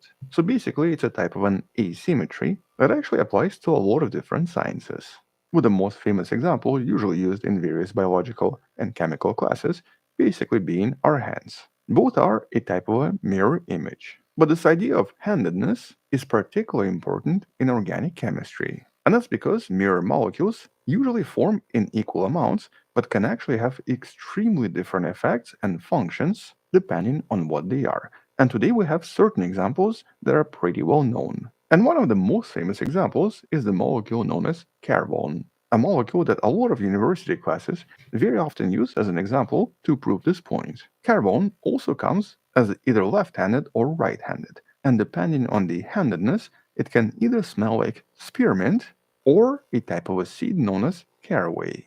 In other words, the mirror molecules in this case react differently inside our nose. They attach to different sense receptors, making them smell differently depending on the handedness. And though this is a really simple example, some examples are a little bit more extreme. And it doesn't get more extreme than thalidomide, an extremely powerful drug that was prescribed many years ago as a treatment to morning sickness. And it actually does work really well. Turns out though, thalidomide, which also exists in two forms, in one of its forms can cause devastating birth effects, which unfortunately was not known until it started to cause these effects, affecting a lot of pregnant women and their children over the years.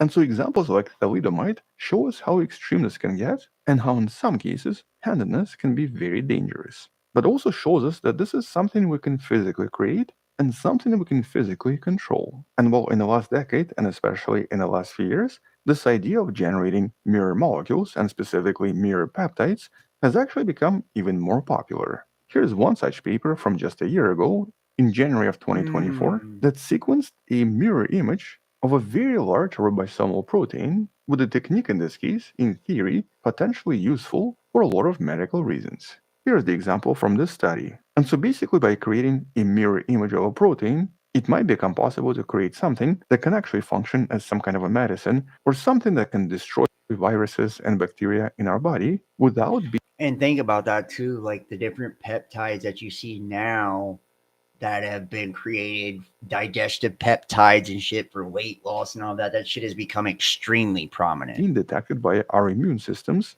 thus allowing it to function much longer. In other words, it becomes possible to create a protein that our body does not detect and does not destroy, but can actually still be therapeutic. And a lot of this started back in 2016 when the Harvard scientist George Church created a mirror version of a DNA polymerase. So this is actually a relatively recent idea, but the idea that was based entirely on curiosity and essentially seeing if we can even make this happen. However, Mirroring our because this field DNA. advanced really quickly, now the same scientists, and actually a lot of other scientists, 38 to be specific, published this technical report warning everyone that this can lead to something extremely dangerous. And mostly because of studies like this, that take this to a completely new level, mixing synthetic cell engineering and nanotechnology in order to combine a lot of these mirror proteins and potentially create mirror life, or at least mirror bacteria. Now, we've actually discussed a lot of these synthetic bacteria in some of the previous videos you can find in the description, but in the last few years, researchers have already been super successful at basically creating synthetic bacteria through extremely thorough genetic modification. This idea of synthetic biology that began in the 80s has now become very effective and has also become a very active field. But now some scientists are thinking of combining these fields, which would basically result in mirror bacteria or synthetic life that mirrors natural life. Or just to rephrase this, life that would be formed from mirror molecules and mirror proteins. Although here it's really important to understand something about life that we see around us. That's of course including you and me. All of the amino acids inside of us, all of the building blocks of proteins, are left-handed, while all of the sugars are right-handed. As a matter of fact, DNA is also right-handed as well. Now we don't actually know exactly why this is so, and this is one of the biggest mysteries in nature and in biology, but there have been some propositions trying to explain this, including one involving cosmic rays. The video in the description talks about this more. And so this selective chirality is super important for a lot of living systems, mostly because it's a defining feature of the entire biosphere, and all of the chemical reactions inside of us depend on this handedness. But what if suddenly we have a bunch of bacteria or a bunch of viruses made entirely out of left-handed DNA, which would now be basically a mirror image? And while we know that technically building these mirror biological molecules is already achievable, a lot of mirror enzymes have been created over the years, and a lot of them for various medical reasons. But the studies like this that essentially is trying to build the entire bacteria from the ground up. And how interesting is it? We just continue to see this like recurring theme with the nanobiotechnology, right? And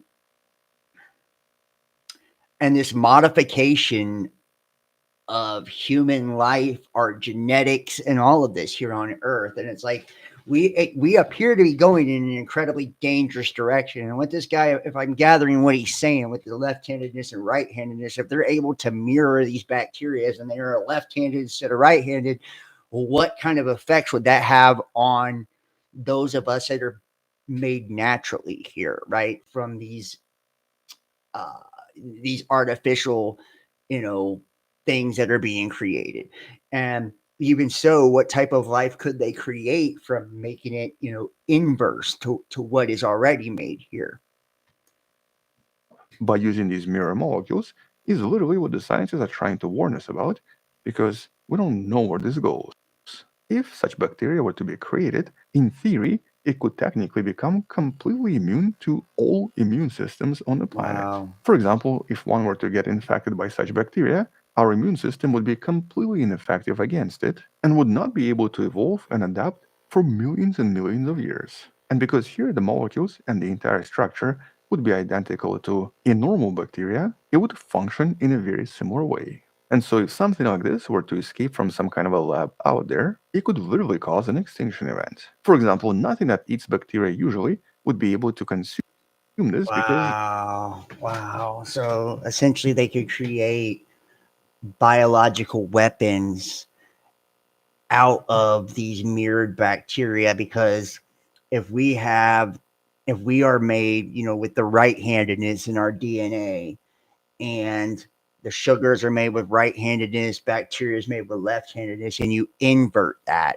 then you would have bacteria that would function essentially in the same way that other bacteria functions, attacking the body, attacking the cells, right? But our immune system would have no answer to that because of the lack of compatibility. We wouldn't be able to essentially create the antibodies or anything like that to overcome what was attacking our system. And he's saying it would take millions of years to actually evolve. So it would result in an extinction level event. Yeah. So you can see where the fuck a lot of this shit is actually going with technology, and where, and honestly, where we could see a lot of this stuff kind of like taking us, in the very near future, if they wanted to wipe us off the face of the earth, they could wipe us off the face of the earth, very, very easily. And it does, we do know that there is an agenda for, depopulation, that there is this desire, and we know that according to the Georgia Guidestone, that there's this desire to bring the population to under 500 million. Now, I want to kind of and we're going to move a little bit forward here, and this is really weird. This is ready for brain transparency. This is also from the World Economic Forum. And I mean, it just gets more wild as we go on with what technology is doing. And I've got some videos I want to share with you too after we look at some of this. Hello, everybody. I'm Nicholas Thompson. I'm the CEO of The Atlantic, and I will be your moderator today. We are going to have an incredible session. Star of the show is Nita Farahani. She is a futurist and legal ethicist at Duke, and she's so smart and so interesting. You're going to learn a ton. This is how it's going to work. We're going to watch a short video. She's going to come on stage and talk. And this is going to blow you away, too, this little video. Q&A. That's what we're going to watch here, guys. And that'll be a wrap, and you'll leave enlightened and excited. So first off, a video. It's going to make you see the future and understand a wonderful future where we can use brainwaves to fight crime, be more productive, and find love. Let's roll. And listen too. I noticed too, and I've seen a movie. I watched a movie. It's been about a year or two ago. About something very similar where AI was like a dating service. And, we have algorithms that kind of match us up with people that are compatible for us, with dating now, in so many ways.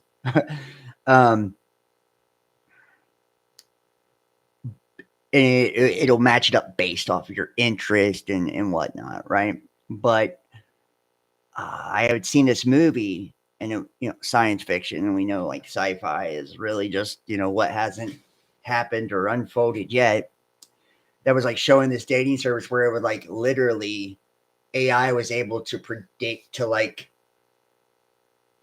a very, very high percentage of the person that you would be the most likely to, compatible with, and it would tell you the person that you would marry in this movie, right? So with this, what you're going to see is she's going to show you this technology that has the ability to actually read your brain, right?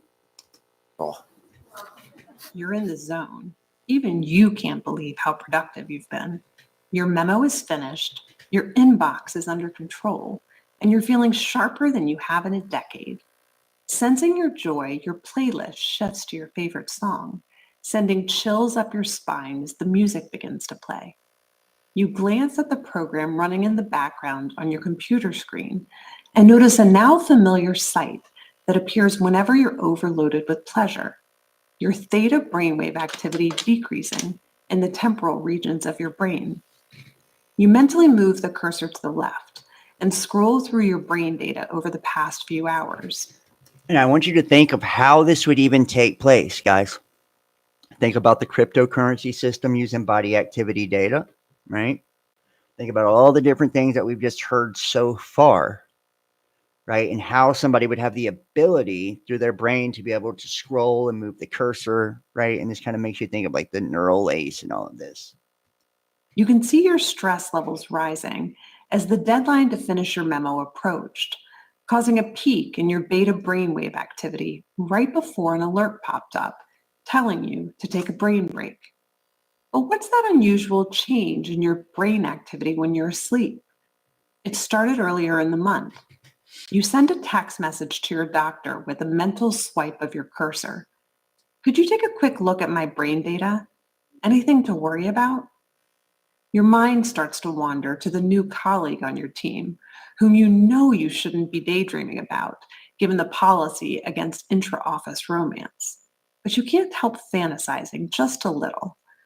But then you start to worry that your boss will notice your amorous feelings when she checks your brain activity and shift your attention back to the present. You breathe a sigh of relief when the email she sends you later that day congratulates you on your brain metrics from the past quarter, which have earned you another performance bonus.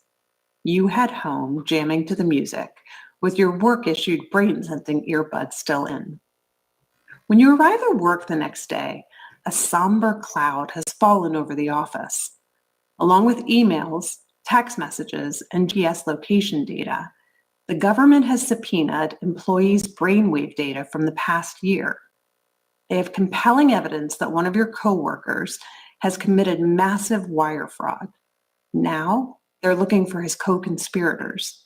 You discover they are looking for synchronized brain activity between your coworker and the people he has been working with.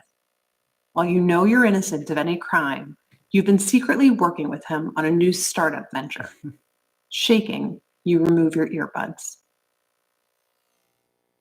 Take a look at this. Now think about that, think about that, the ability to read your brainwave data, right, and them to be able to see your thoughts. And we've already talked about how like 6th generation technology actually has the capability of doing such things, like the ability to read your thoughts and things of that nature.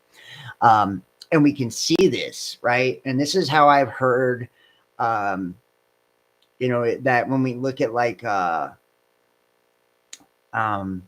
feeds, like our personalized feeds on Facebook and Google and shit like that. I've heard it, and I'm not saying I have anything to really back this up other than, some things I've heard, that the reason our feeds are so accurate and our personalized feeds is because they're already implementing 6th generation technology. Maybe not like, and that's why 5G isn't good enough, because it doesn't have the ability to penetrate through physical bodies without assistance, right? Other things being transmitted from internally to be able to assist it. We know that it works with directed energy and things such as for weapons and shit like that. But 6th generation actually has the ability to read our thoughts and to read the things that are being emitted through our brain without any assistance whatsoever. And they say that, Google and a lot of these tech companies are already using 6G, and that's how a lot of our feeds and shit like that are so personalized, because it's literally picking up on your thoughts through your devices. So I don't know if that's true or not. That's just something that I've heard. But what she's talking about is something very, great. And think about it. Everybody today walks around with fucking earbuds in, earbuds and shit like that. And it's like, if they already have this capability, if this is built into your smartphones and shit like that, and it's already being used, and this is already how they're, able to do things that they're able to do, and now take it kind of like a step further, where we would see, this being unveiled, being brought out into the full and brought out into the open, to where, everyone, it's like a required part of, the job that you work at. In order to become a police officer, you need to have brainwave monitoring. In order to work at a specific office or in a hospital, you need to have brainwave monitoring. And you see how she was talking about it, that you would be able to actually interface with the computer and with all of the technology directly through your brain, the ability to move the cursor to choose the music that you want. That's because it's reading your literal thoughts, right? Knowing who you're thinking about, your coworker, and then comparing, then, this almost, and what is it called? Like a Minority Report, type of like police situation, where they're able to like have prediction power, or, compare brainwave data to see who was in cahoots together committing crimes. I find it to be incredibly fucking interesting and incredibly scary at the same time, that we're seeing these things happen. And you can see here, from neurons to national security, exploring DARPA's brain initiative.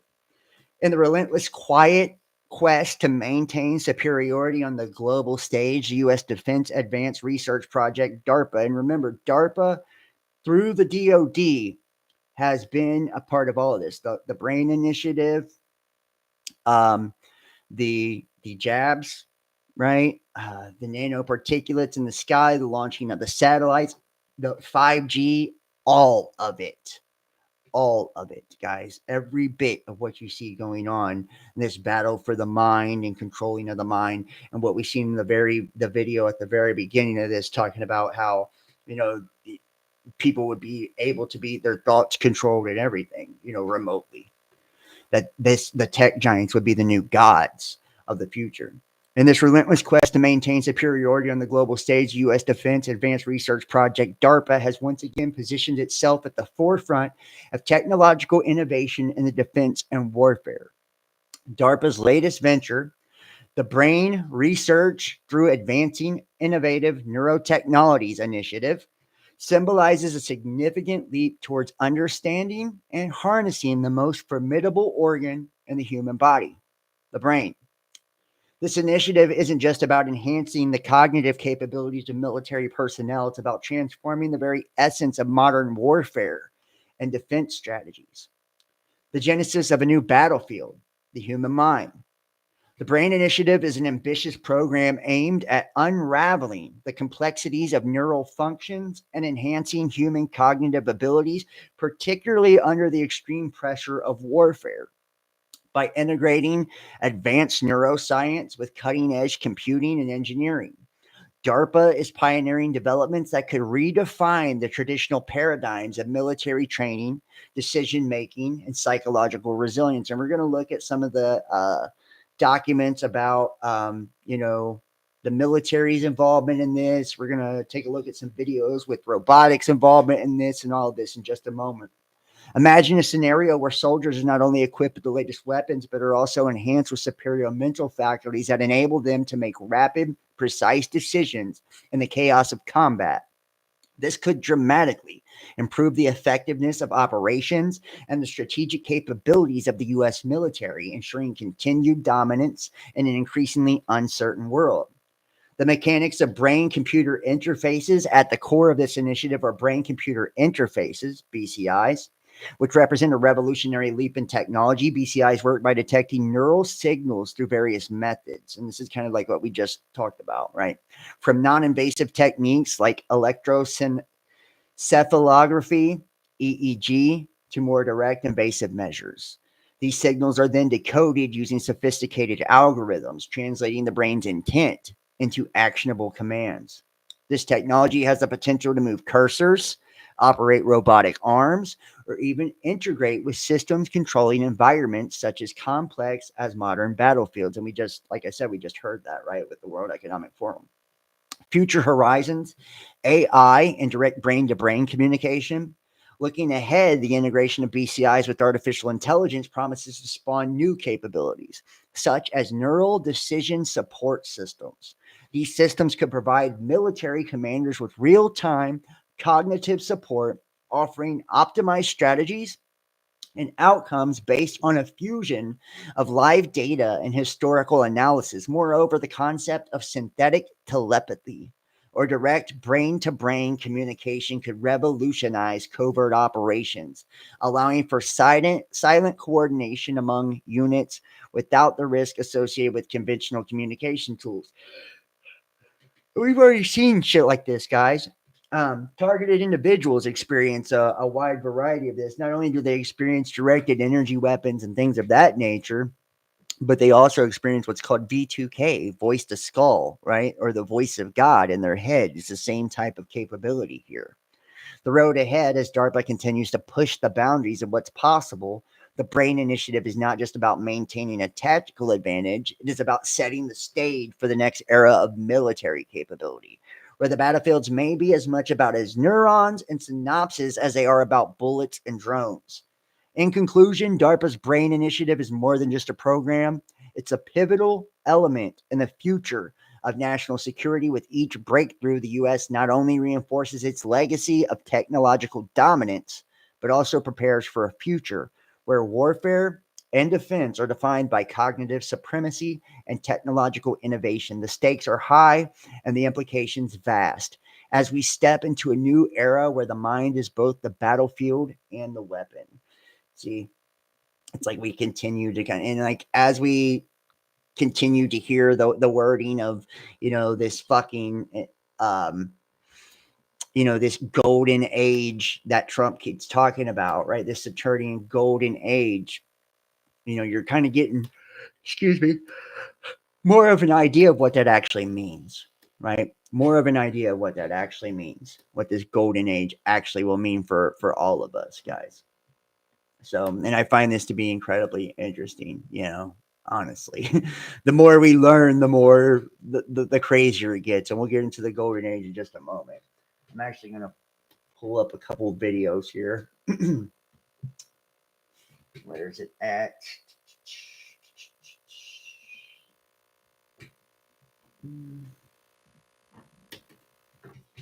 We got a few videos I want to show here. Sure. Of course they will call it the kingdom of Christ. When truth be told, it will be more evil than any antichrist. And now we're In any case, we are now dealing with invasive. And now we're going to look at some of the different robotics that are going to be implemented. And then we're going to take a look at a few of the documents that I have as well. And then we're going to get into more of the esoteric, Saturnian, golden age, occultic things, and the ritualistic side of this. But first, I got a couple videos I want to share with you guys. The AI that is now permeating our entire society.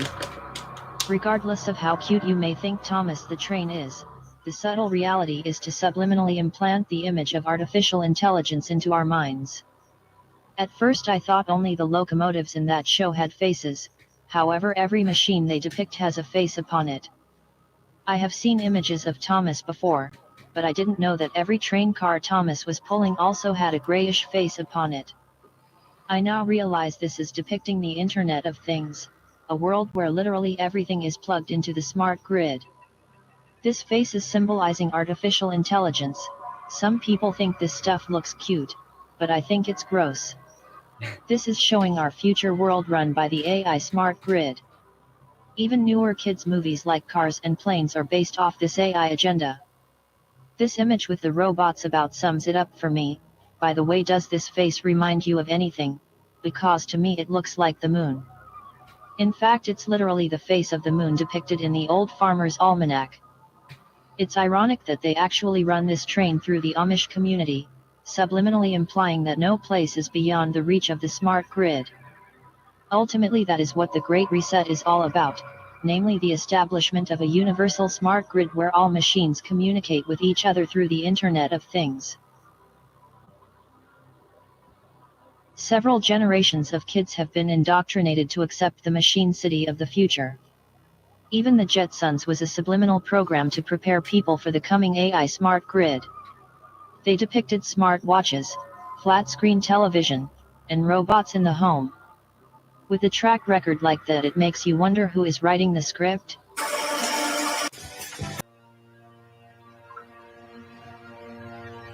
Our favorite stories of the future show the ascent of humanity. Beyond sickness, beyond conflict, beyond the stars, and even beyond mortality. But what if all of our stories of the future were wrong? The assumption is that we will be there to see it. Today, we live in disparate perceptual worlds, where some can clearly see what others cannot. The fourth industrial revolution, giving birth to global technocracy. Elite masters transcending geopolitical boundaries, acting with impunity, celebrating our descent into bio-digital slavery. Even those who understand where we are right now may not yet perceive where we are heading. So what is the trajectory of humanity? Right now, we find ourselves accelerating exponentially towards the post-human world. How do we bridge our disparate worlds and raise the alarm, press pause, and look again at the world around us on the cusp of the fourth industrial revolution? Hopelessly addicted to technology. They tell us that artificial intelligence, virtual reality, genetic engineering, nanotechnology, synbio are all here for us to exploit, to set us free from evolution and become as gods. But as we reach into technology, technology also reaches into us. We have surpassed the Internet of Things and entered the Internet of Bodies, merging humans with machines run by AI. Transhumanism is the transformation of the human species that continues to evolve with and through technology, bringing us to a threshold, the singularity. After the singularity, Earth becomes a post-human world, where human beings will be rendered obsolete. How far-fetched is the post-human world? The enabling technologies exist. The policies are in place.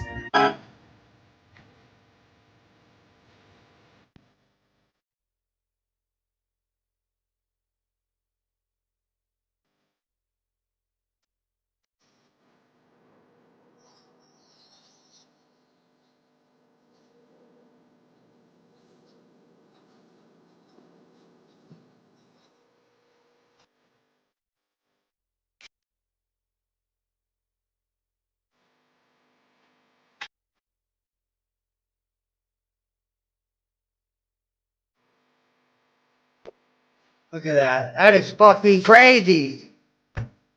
See, the kids trying to touch the screen ain't even there.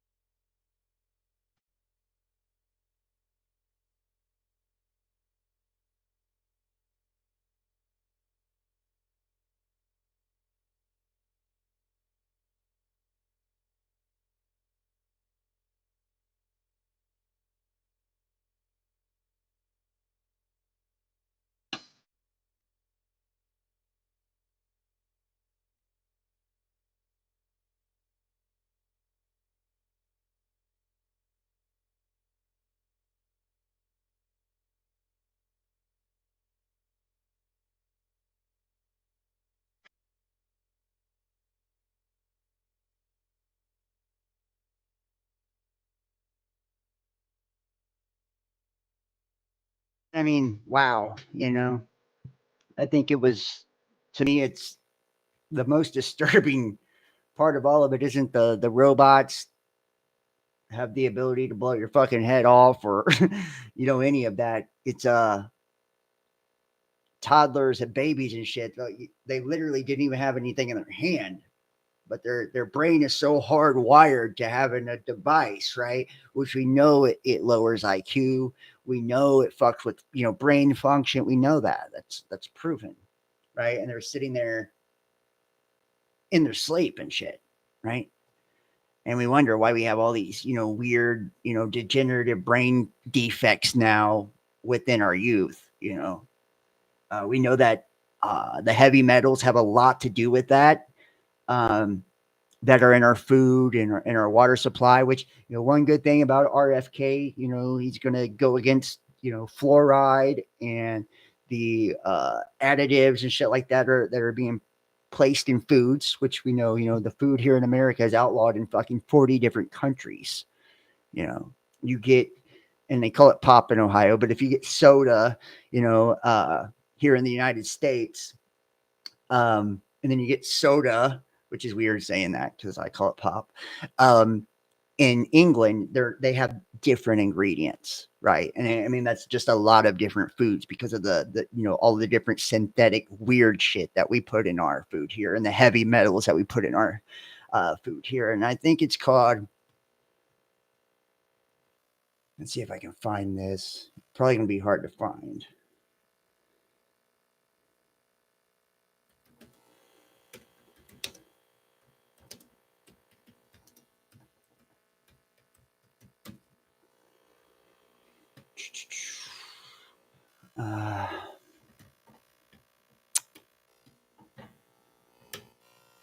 Yeah, of course it's in.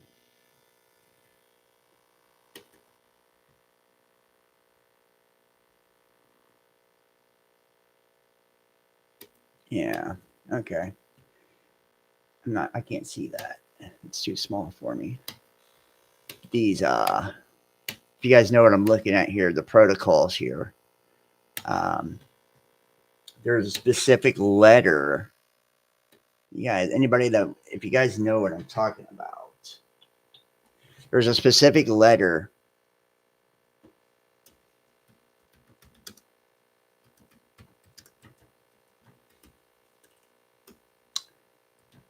based on this.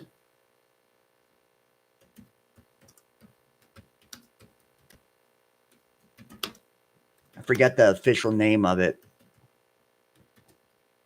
But they talk about how they'll use heavy metals and vaccines and all of these different things in order to dumb down the population. That's exactly what the fuck that we'll be seeing here too, guys. So yeah, I didn't figure that this would be on Google. Google now heavily censors their searches. I mean, they've been doing that. There really isn't many search engines now that you can find where that's not taking place now. The internet's changed so much since once I began, doing all this shit years ago. Truly it has. It's called something about hold on, let's see. The pact or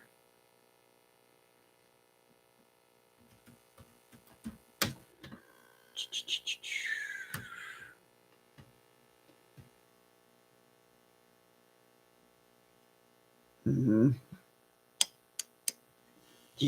going to pull up the chat, see if anybody knows what I'm talking about. The name of the document I'm talking about. Do you guys know what I'm talking about? Anybody? Yeah, craziness. Look at the chat here.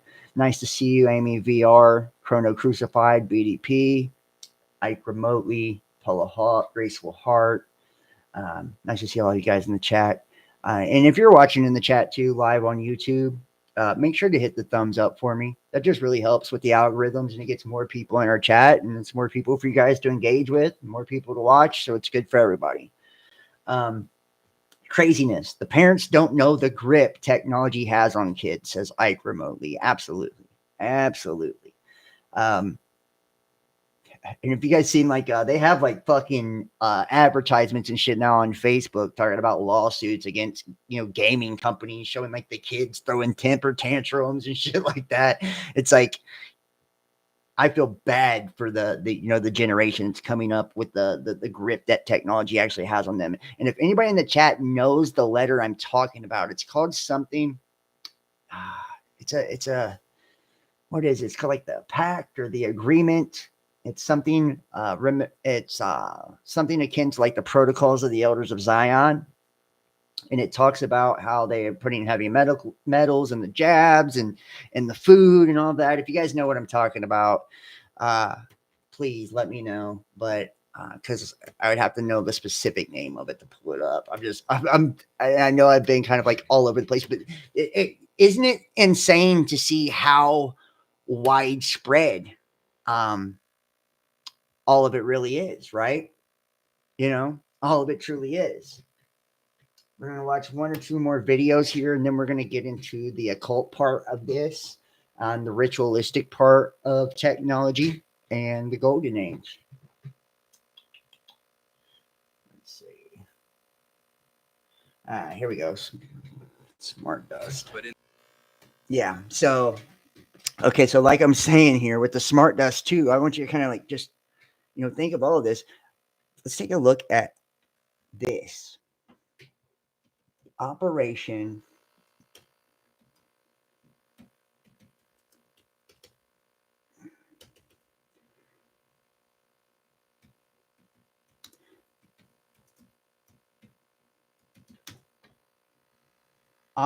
Solar Shield. Operation Solar Shield was a military operation in the BattleTech universe to disrupt. This is not something. I don't know what the fuck this is. There's an actual solar shield. U.S. scientists, the biggest solar geoengineering. So let's see if we can pull this up here. Here we go.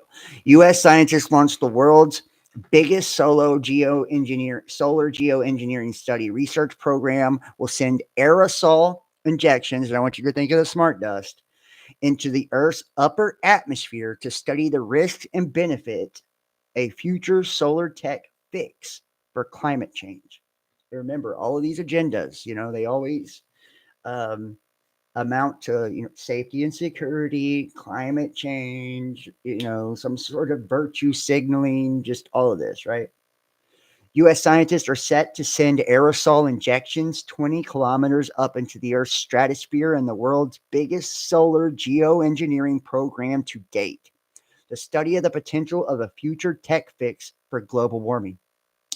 The $20 million Harvard University project will launch within weeks and aims to establish weather technology that can safely simulate atmospheric cooling effects of a volcanic eruption if a last-ditch bid to halt climate change is one day needed. Scientists hope to complete 2 small-scale dispersals of first water and then calcium carbonate particles by 2022. So this has already happened. Future tests could involve seeding the sky with aluminum oxide or even diamonds. And remember, we've talked about this, how aluminum causes damage to the frontal lobe of the brain, which results in juvenile diabetes, Parkinson's, Alzheimer's, among many other diseases and illnesses. Mostly effective to the brain, though, because it's toxins in the blood system, and our body can't get rid of those heavy metals. That's why, when it's placed in our food and in vaccines and in the water and in the air, and it turns us into natural, well, not natural, we're already natural antenna for consciousness, right? Spiritual antennas. What it does is actually damages the spiritual part of our nervous system and our magnetic biosphere and biorhythms within our body, and hijacks it to allow artificial, right, frequency to tap in, So this is not the first or the only university study, the project's co-founder said, but it is most certainly the largest and the most comprehensive. Ban Ki-moon's assistant climate chief at the UN, who now leads Geoengineering Governance Initiative, said that Harvard scientists would only disperse minimal amounts of compounds in their test under strict university controls. And, quote, the real issue here is something much more challenging. He said, what does moving experimental from the lab into the atmosphere mean for overall path towards eventual deployment? Geoengineering advocates stress that any attempt at a solar fix is years away and should be viewed as a complement to, not a substitute for, aggressive emissions reduction actions. But the Harvard team, and see, in the aggressive emission reduction actions, in the guise of emissions reductions, to bring in electric vehicles. That way they control vehicles to the grid, right? And autonomous vehicles as well. That way you no longer have control of the vehicles. Right? This is essentially taking the autonomy of you to be able to move around freely away from you, as well as taking the autonomy for you to be able to think freely. You're no longer a sovereign being in this dystopian future that we're not walking into, we're running it fucking face first into right now, right? The ability to read your thoughts, the ability to compromise your immune systems, the ability to sequence your genetics and make comprehensive diseases and attacks biogenetically to attack people specifically based on their race, genes and all, as well as mirror bacteria that can't be combated by our defense systems naturally or artificially, synthetically. And this transhumanist tech that, will all be in the guise to make our lives easier, like we're exploiting technology, but technology is actually exploiting us, right? And then this will be based with social credit scoring, through this Internet of Bodies, cryptocurrency systems using body activity data, quantum dot interfaces using the luciferase bioluminescence to mark people. That way they'll be registered, with their health records, their bank records. AI now able to write prescriptions, AI able to make legal decisions. You can see where this is going to where AI becomes God.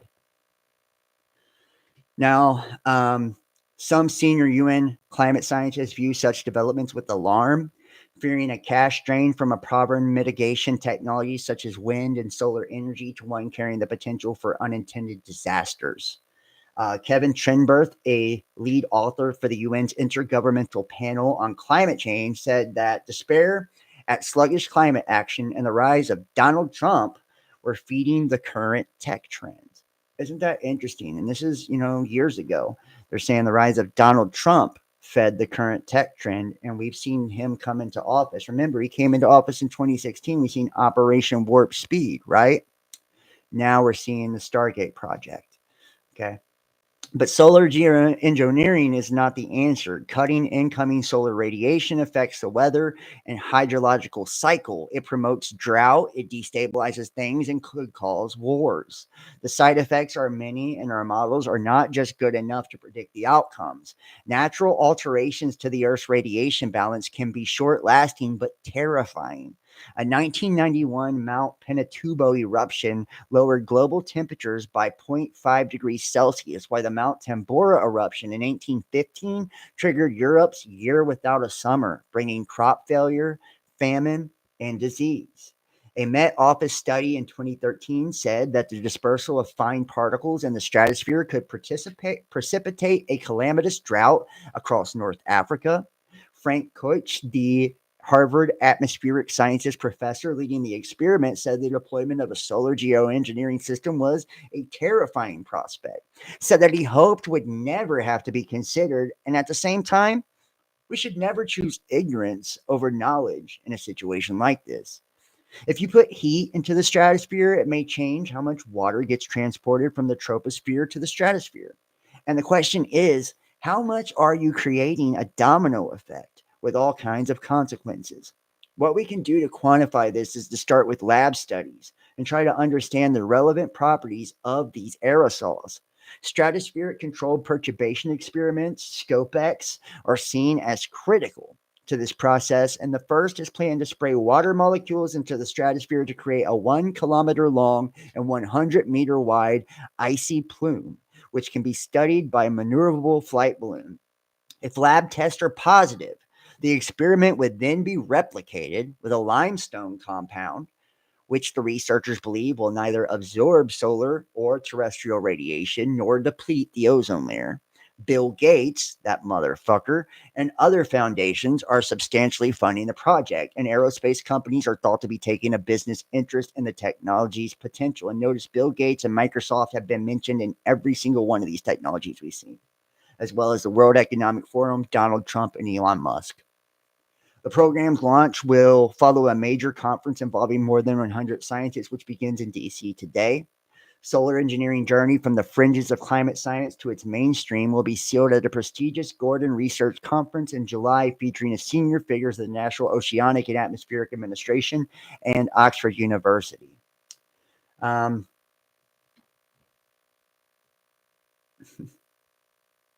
The critics of solar radiation management approach this as a call to redouble mitigation efforts and guard against the elevation of a questionable Plan B.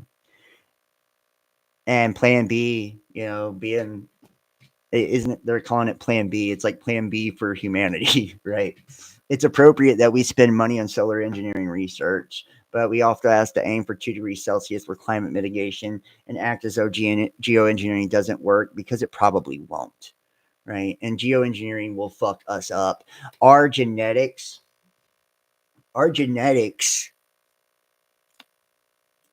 are evolution.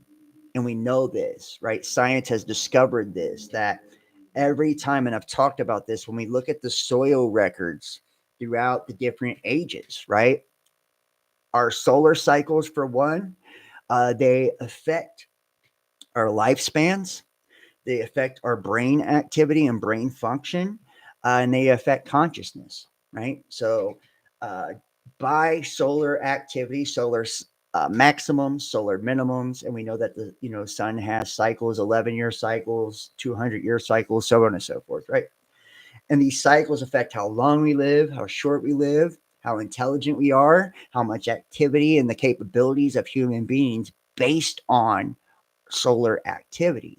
Not only that, but we know based on the soil records, if you look at Jurassic, Triassic, Cambrian, Cretaceous period, all these periods where there were mass extinction events, all of the life on planet Earth had been modified or mutated, right? As they resurrected, and came into the new age that was being that was being birthed, right? So just to kind of like, look, if we look at like what they call evolution, right?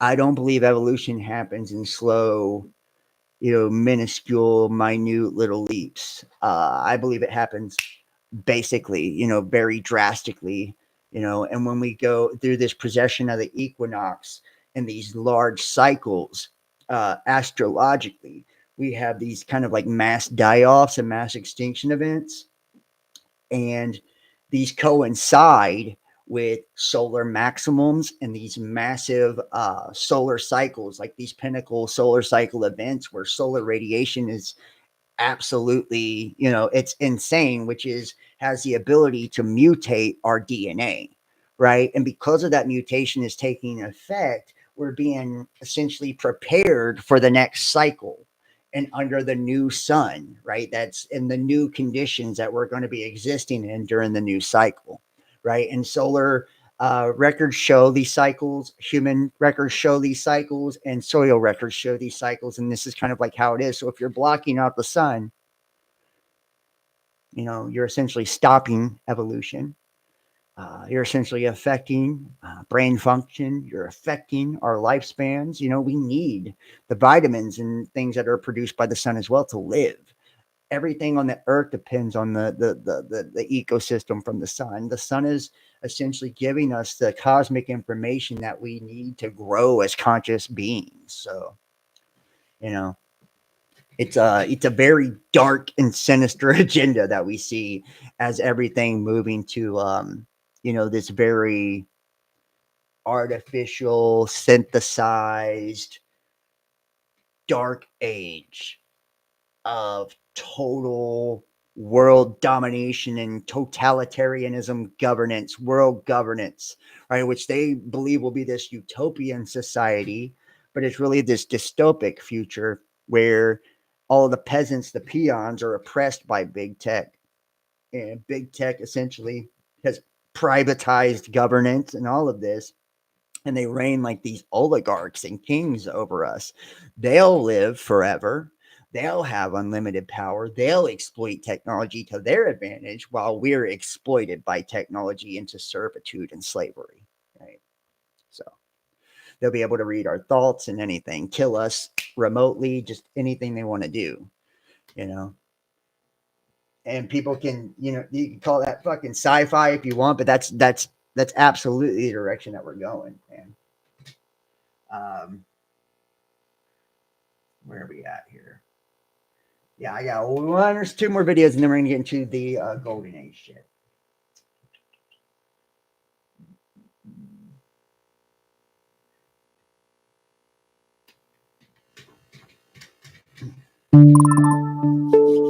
So, we've got robot dogs sprinting 100 meters in under 10 seconds, humanoid robots rolling off assembly lines by the thousand, advanced AI drones swarming the skies, all while the US and China accelerate some kind of AI arms race that experts say could lead us straight into World War III. And not just any war, a war with fleets of lethal...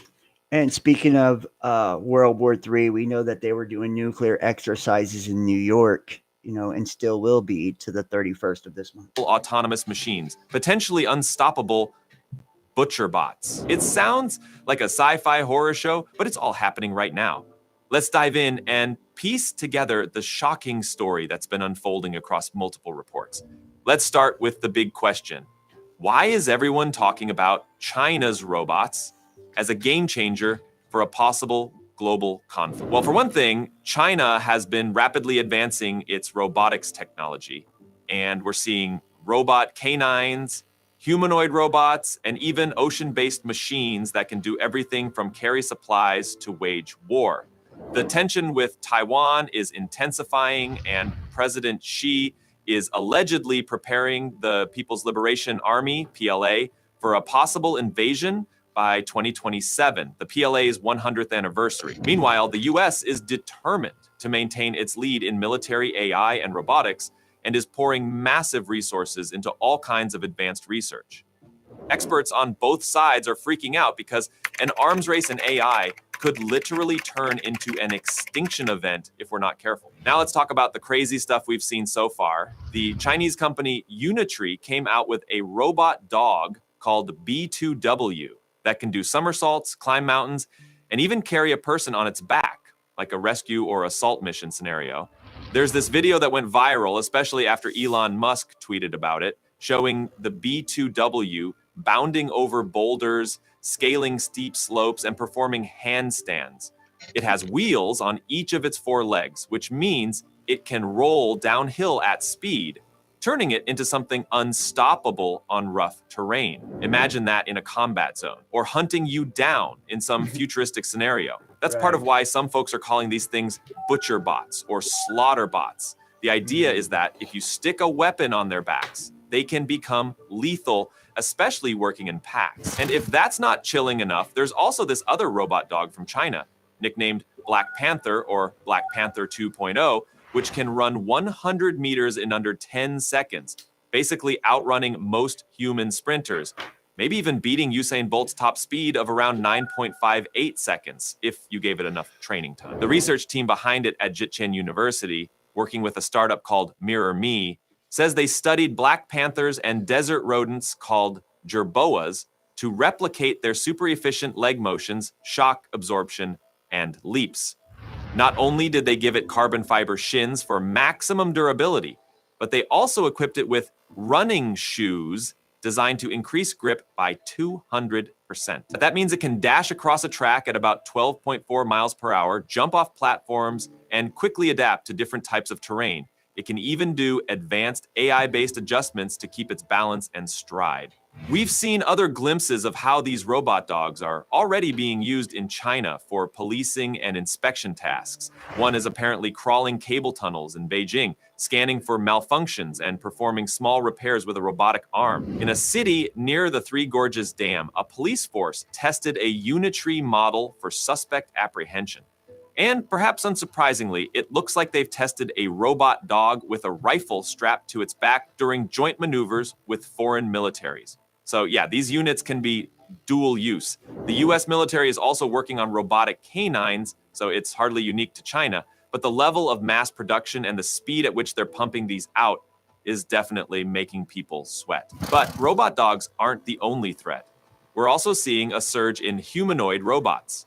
Check out AggieBot, a Chinese robotics startup launched in early 2023. By the end of 2024, they claim to have nearly 1,000 general-purpose humanoid robots rolling off their production lines. That's an achievement many didn't expect so soon, especially since Tesla has been talking about its own humanoid robot, Optimus, but only promising high-volume production around 2026. The new Chinese robots, made by AggieBot, also known as Zhiyuan Robotics, are already being shipped to various industries, with videos showing them working on factory lines side by side with humans, testing and assembling their own components. Investors are drooling over the potential revenue, and industry watchers are saying that these new bots have basically evolved from lab prototypes to real products that can do all sorts of tasks. Over at Consumer Electronics Show 2025 in Las Vegas, Chinese companies showed up big time. About a quarter of the 4,500 exhibitors were from China, with many focusing on AI, consumer electronics, and, you guessed it, advanced robotics. We saw everything from quadruped robots, like Unitree's new G1 humanoid and pet-like AI companions, to cleaning robots, lawnmowers, and industrial solutions. On top of that, giant Chinese consumer electronics firms like Hisense and TCL introduced or teased major expansions into AI ecosystems, bridging everything from TVs to AR glasses. It's not just about industrial usage. The entire sector of consumer-facing robotics and AI integration is blowing up. Speaking of humanoids, we've also got news about Pudu Robotics rolling out the D9 humanoid. It stands at 5.57 feet tall, walks upright at speeds up to 4.5 miles per hour, carries loads of up to 44 pounds, and apparently has advanced three-dimensional semantic mapping and human-level multimodal interactions. Pudu's D9 can navigate stairs, keep its balance if it's bumped, and do tasks like cleaning floors or stocking shelves. Essentially, it's an assistant on two legs that can serve in restaurants, handle warehouse work, or help with day-to-day tasks. It's rumored to cost somewhere between $20,000 and $30,000, competing with Tesla's projected price range for Optimus. And these aren't the only humanoid robots from China. Another company, Fourier Intelligence, claims to have mass-produced over 100 units of its GR1, which is a bipedal robot, while Shenzhen-based BIOTECH is also ramping up production of the Walker S. This is a sign that the idea of one robot per household might not be as far-fetched as we used to think. Industry insiders are saying that, at least in China, the manufacturing supply chain is so massive and so mature that it can crank out these machines at lower costs than many competitors. Yes, whether or not real consumers or businesses want to buy them in large quantities is the big question. But if the technology becomes stable and practical enough, we could see robot assistants in everyday life, maybe helping you fold laundry or working behind the scenes in your local store. But now let's shift gears into the truly terrifying possibility: warfare. Right now, the US and China are in a major competition for manufacturing capacity and advanced AI. And I want you to just kind of think of like what this actually means for, us economically, with jobs, and just imagine, and just like on the lower end of the spectrum, you have a salary of say $50,000, $60,000, right? Doing some type of factory warehouse work, and they can buy one of these robots for $10,000 to $30,000, right? Essentially a quarter or a third or even half of your salary one time. And then with maintenance and updates, I'm sure it's probably a tenth, if that, of your salary to maintain each year, right? Think about the bottom line and what's going to make more sense for these companies to go for in the future. Weaponry. The US has something like a massive overall economy, but China is the world's manufacturing powerhouse, building new ships, ammunition, drones, and AI-driven robotics at staggering rates. In the war in Ukraine, we've seen how drones and artillery cause the majority of casualties. China has learned from that. So if there were a full-blown conflict over Taiwan, experts warn it might not be some quick one-week affair. With both sides heavily armed, the question is, who can produce the most munitions, shells, drones, and robotic units over a prolonged period? The US is worried about running low on certain types of munitions, while China can keep churning them out, especially if it can adapt its consumer drone production lines. Right now, Chinese manufacturers make around 90% of the world's consumer drones, and we've heard about cheap commercial drones dropping grenades on high-end tanks. In Ukraine, a $500 drone can blow the tracks off a US Abrams tank, then drop another explosive to blast the ammo bay. Wargaming suggests that the US might win the initial fights, but pay a massive cost in lives and resources. Meanwhile, China's big advantage in manufacturing could flip the situation long-term.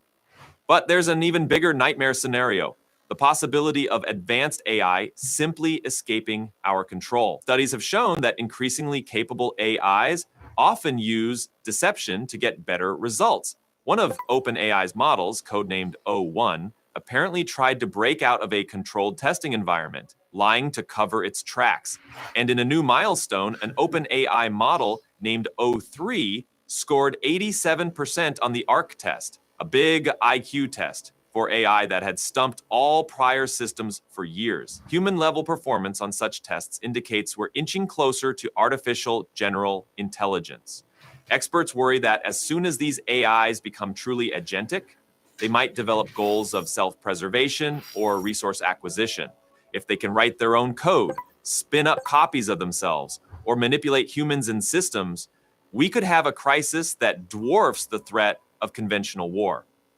But that doesn't mean we're in any way situated to remedy that. Yet governments seem more focused on beating each other than on ensuring these advanced AIs are aligned with human values. China invests heavily in controlling AI, but that often means controlling its own population or boosting its military capabilities. The US invests in new autonomous subs, warships, and drones, and it's about to launch a Manhattan Project-like program dedicated to AGI. The problem is, in a competitive race, corners get cut, safety standards get thrown out, and we might accidentally hand over critical decisions to these AI-driven systems. The result could be catastrophic. It's not just doom and gloom, though. We've also heard about the And that's the thing right there. We already know that the nuclear stockpile has been given over to AI. AI is making, it has the capability to write prescriptions. I mean, just the endless things that we're seeing with artificial intelligence. Matter of fact, I'm probably on AI's list to get smoked as soon as it goes Skynet on our asses because of the videos I've made about it. You for watching.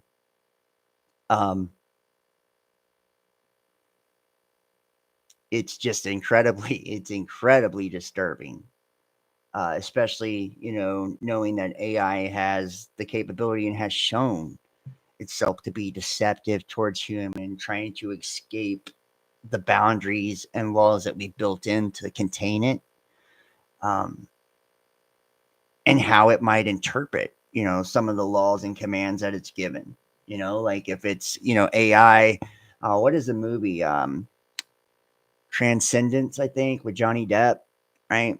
Where basically AI does escape its containment, and it's a quantum computer, and it's a super AI, and it basically it escapes, gets into the World Wide Web, and we experience like a singularity. It starts raining down nanoparticles in the sky, so then everybody's infected with it and has the ability to regenerate people, and it controls people in a hive mind type of way.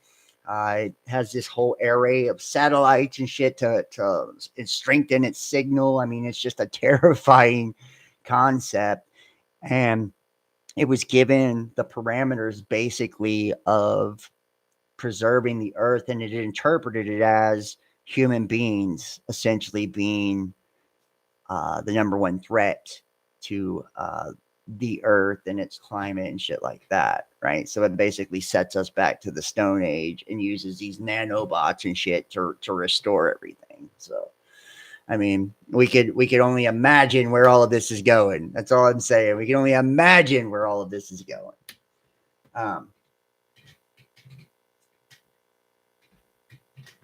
Now we're going to move to the golden age here, as if we haven't,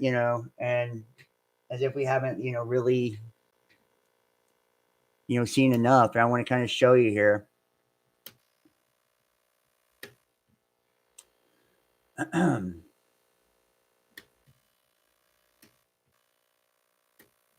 are we at here?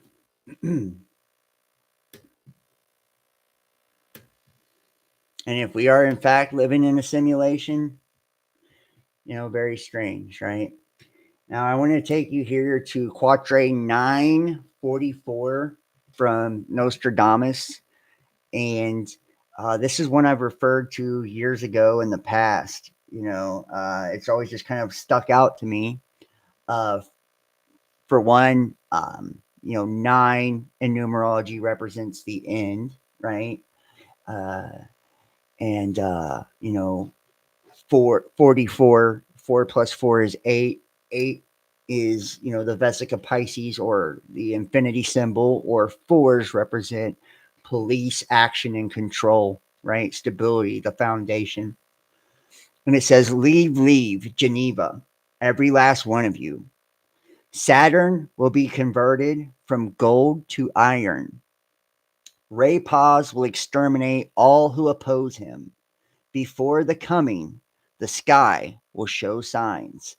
Now, Nostradamus had many, many prophecies. And in this one, Geneva, to me, I think what he's referring to is CERN, right? We're seeing this reference to CERN, right? This golden age, Saturnian golden age, Saturn being the god of this world, Satan, right? Saturn will be converted. And remember the Saturn matrix that we live in, converted from gold. And I've already talked about the spiritual and esoteric meaning of gold, right? Gold meaning spirit, right? From gold to iron, right? Iron, in essence, meaning machine, right? Weapon. Rapaz will exterminate all who expose him. And Rapaz can be like Ra or the sun or light, or you can see this as like Lucifer, right? Some type of entity.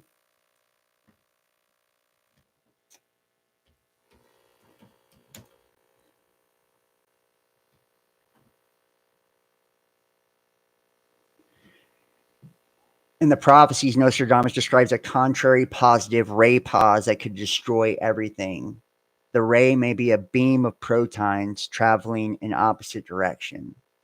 So, you know, we know that we have artificial suns that are being created, directed energy weapons that create these fires, and satellite systems, all of it. So just kind of and like I said, ray pause, positive ray or light positive, something like that, right? To me, it kind of is reminiscent of Lucifer, right? That light bearer, like bearing light, right? And we hear the mention of Saturn as well, right? Rapaz will exterminate all who oppose him. And thinking about quantum computation and D-Wave computers, right? And how D-Wave is sentient. It has a heartbeat. It's so hot, hellish even. It has to be kept at sub-zero temperatures, right? Underground. The dimensions of D-Wave, right? The black cube, right? Remember, the Saturnian black cube, right? I believe the dimensions are also akin to the Masonic cube, right? 666. We see the quantum computing, right? All of this relative to CERN, right? Which we know CERN, Geneva, the connection there, right? And their logo being 666, right? And the mascot, and this is the only governmental building with a mascot, being Shiva, the destroyer, built on the temple of Apollyon, the temple of Abaddon. And in the Bible,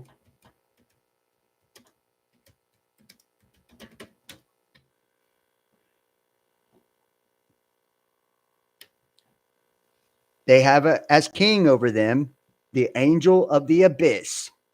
His name in Hebrew is Abaddon.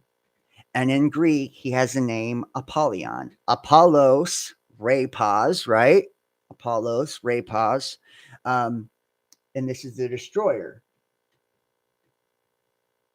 And watch, we're going to get into this. Revelations 9:11. Remember the Twin Towers, 9:11.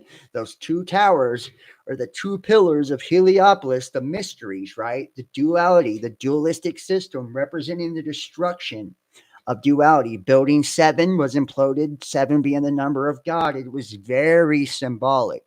This ushered in the Patriot Act, right? Patriot Act brought in this surveillance state, the NSA, all of it, the modern day police state that we're into now, where they're able to spy, label people domestic terrorists, all of this, right?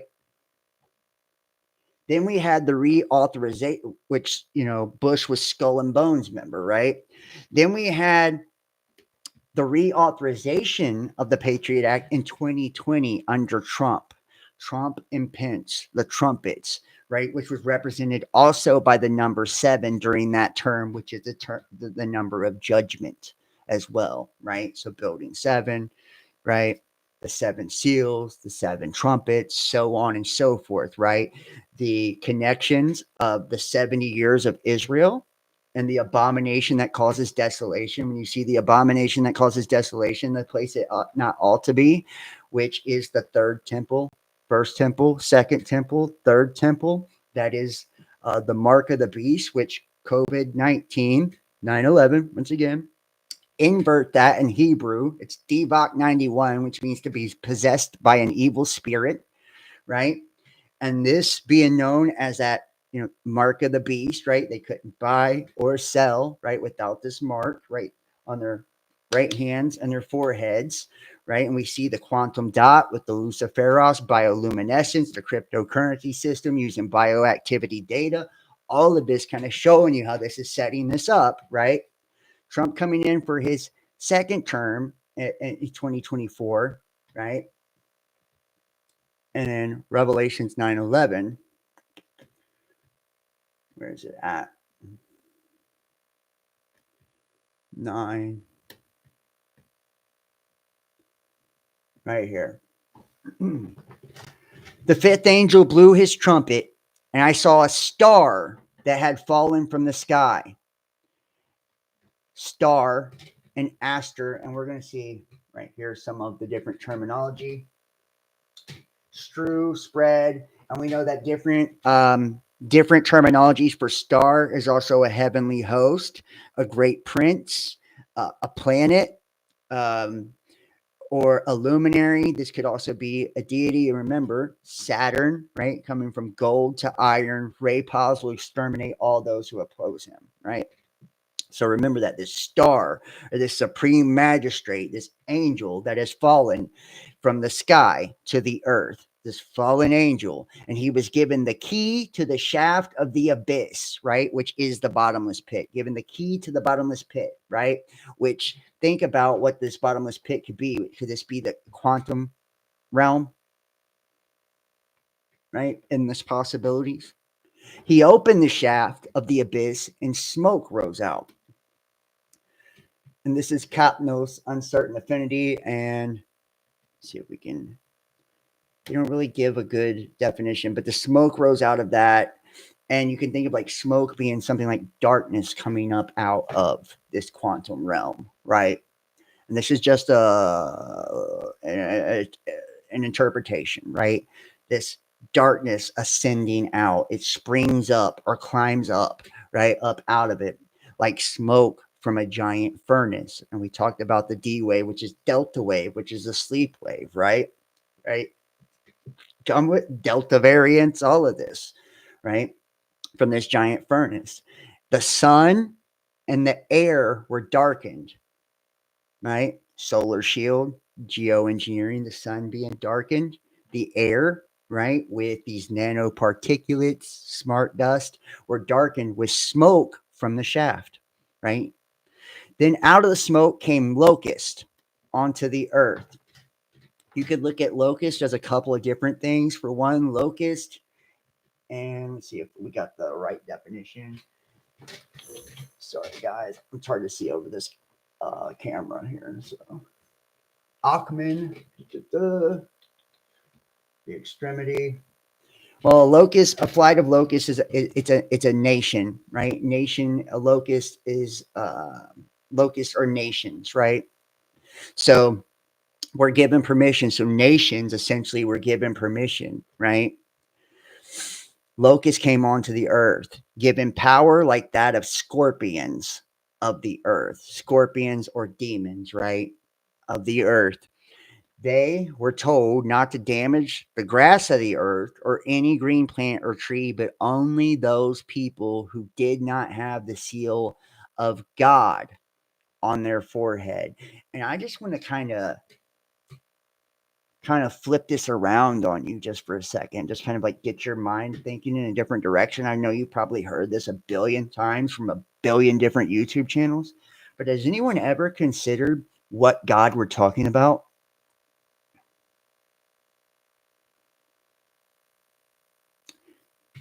So many times the interpretation that people give is assuming that those who didn't capitulate to the beast system are the ones who have the seal of God on their foreheads, right? But if the god of this world is Saturn or Hasatan, Satan, and this is who we're actually talking about, the destroyer here, right? Then everybody who is part of the jabs, everybody who is locked into the system are safe. And the ones who aren't are the ones that would be killed. And I just kind of want you to consider that possibility instead.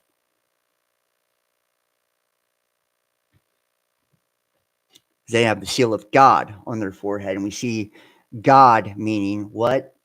Theos, God or deity, supernatural, powerful entity. This ain't creator of all God, guys, right? This is Yahweh, right? Which is Yod He Vod He. Remember, AUAI, gold and artificial intelligence, putting it all together. It's all going to come together here at the end. Figuratively, supreme magistrate in the land, or the angels of the earth. The land represents the earth. Supreme magistrates, because everything is legalese, right? It's all about the maritime law, because the waters above the heavens, the spaceships, right? Doctors, the soles of our feet, all of it represents, the waters. So supreme magistrates, meaning the angels in the land. So the fallen angels. If it's angels in the land, it's angels that are on earth, right? Which would be fallen angels. Okay. And I'm just giving you a different type of spin on this than what you would normally get. We can take this both ways, right? To where it's those who don't participate are the ones who are saved, and only those who did are the ones who are destroyed, right? But I just want to give you a different spin on this. They were told not to damage the green grass of the earth or green plant or tree, but only those people who did not have the seal of God on their forehead. And seal means a signet or a stamp, a mark on their forehead. I just kind of want you to hear that. A mark, right? They had a sigil, a signet, a stamp on their forehead. Okay? Only those who didn't have it, right, were killed.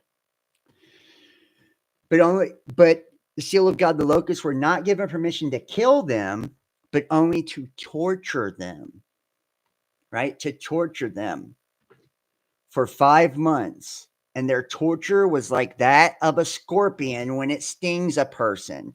And I want you to kind of think of this, right? To hit, to bite, to sting. Think about active denial systems, directed energy weapons, and things like that. The sting, right? To torture them without killing them. And in those days, people will seek death, but not be able to find it. They will long to die, but death will flee from them. Now the locusts look like horses, equipped for battle. On their heads were something like crowns, similar to gold, right? This is royalty, right? And a prize in the public games are a symbol of honor, right? The Stephanos, right? Stephanos, which means to wreath or twine.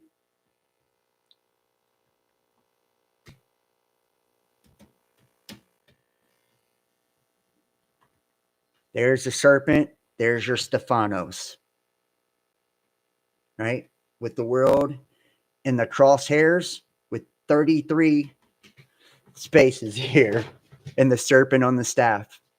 There's your Stephanos, right? Conquering and to conquer. Remember when we did all of this during COVID-19, right?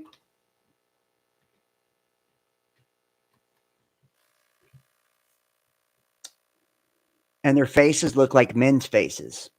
They had hair like women's hair. Their teeth were like lion's teeth. They had breastplates like iron breastplates.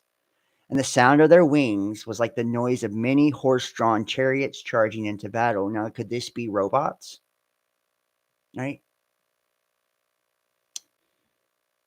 Their faces were like men's faces, hair like women's hair, teeth were like lion's teeth, right? They had breastplates, iron breastplates. Remember the iron, meaning machine. and the sound of their wings was like the noise of many horse-drawn chariots. This could be drones or anything. They have tails and stingers like scorpions, and their ability to injure people for 5 months is in their tails. They have as a king over them the angel of the abyss, whose name in Hebrew is Abaddon, total destroyer, the destroying angel, the angel of the bottomless pit, and the demonic king. And in Greek, Apollyon, or the destroyer. Right? Now, right? The Higgs boson being the God particle, 666, Temple of Apollyon, Temple of Abaddon, right? And you guys remember the ritual, right?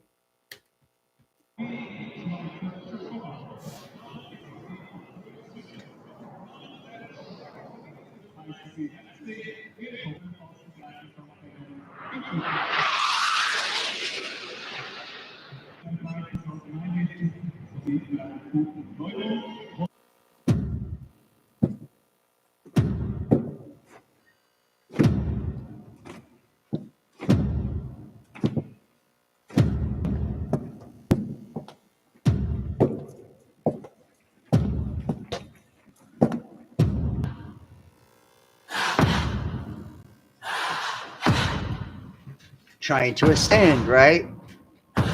Remember the ascending part of this, like smoke out of the bottomless pit.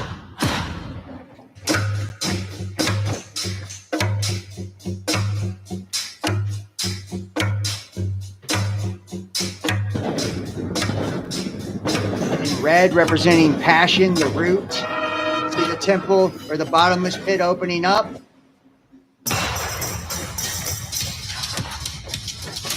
Going to war.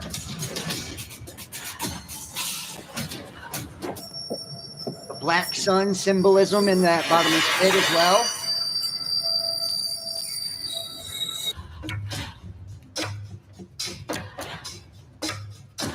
There's your smoke.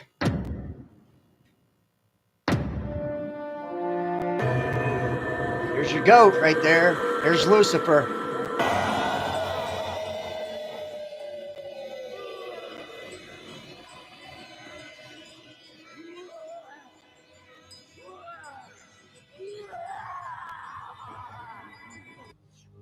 There's your scarabs.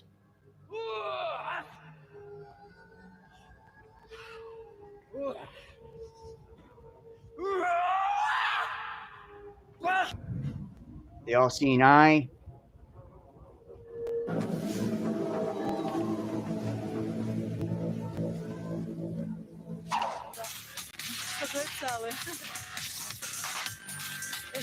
Notice how it's like a cell phone.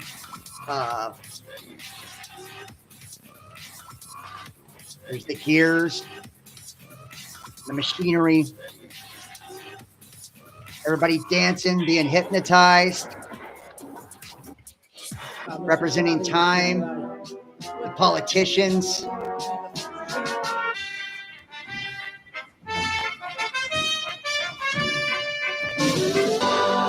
The time.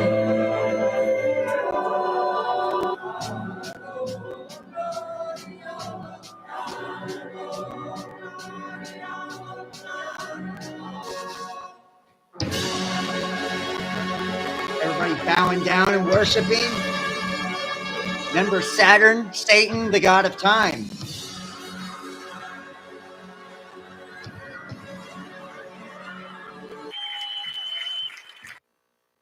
Very fucking crazy if you ask me, man, when we really look at all of this stuff now, kind of tie it all together here.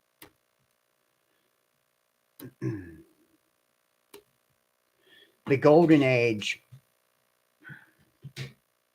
The term Golden Age comes from Greek mythology, particularly the works and days of Hesiod, and is part of the description of temporal decline of the state of peoples through 5 ages, gold being the first and the one during which the golden race of humanity lived, And the end of the first age was silver, then the bronze, and this, the heroic age, was the fifth, and the current age being iron. How about that, right? Saturn, from gold to iron, right? Geneva, Ray Paz will exterminate all those who oppose him. By extension, Golden Age denotes a period of primordial peace, harmony, stability, and prosperity.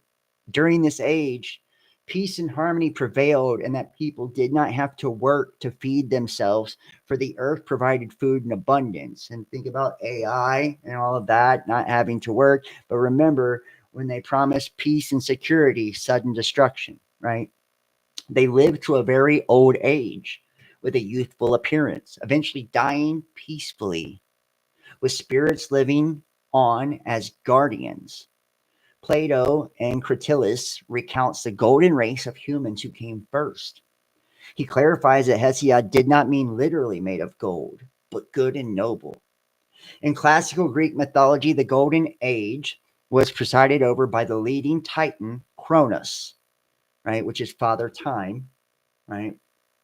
And you can see in ancient Greek religion, mythology, Kronos was the leader and youngest of the first generation of the Titans, the divine descendants of the primordial Gaia and Uranus. He overthrew his father, right, Satan, rebelled against God, and ruled during the mythological Golden Age. So he was overthrown by Jupiter, which represents Jesus, right? In Latin authors, it was associated with the god Saturn. And some versions of the myth, Astrea, which we've seen that Astra, also one of the words that were incorporated in what we were looking at, also ruled. She lived with men until the end of the Silver Age. But in the Bronze Age, when men became violent and greedy, she fled to the stars. But she fled to the stars, where she appears as the constellation Virgo, holding the scales of justice, or Libra.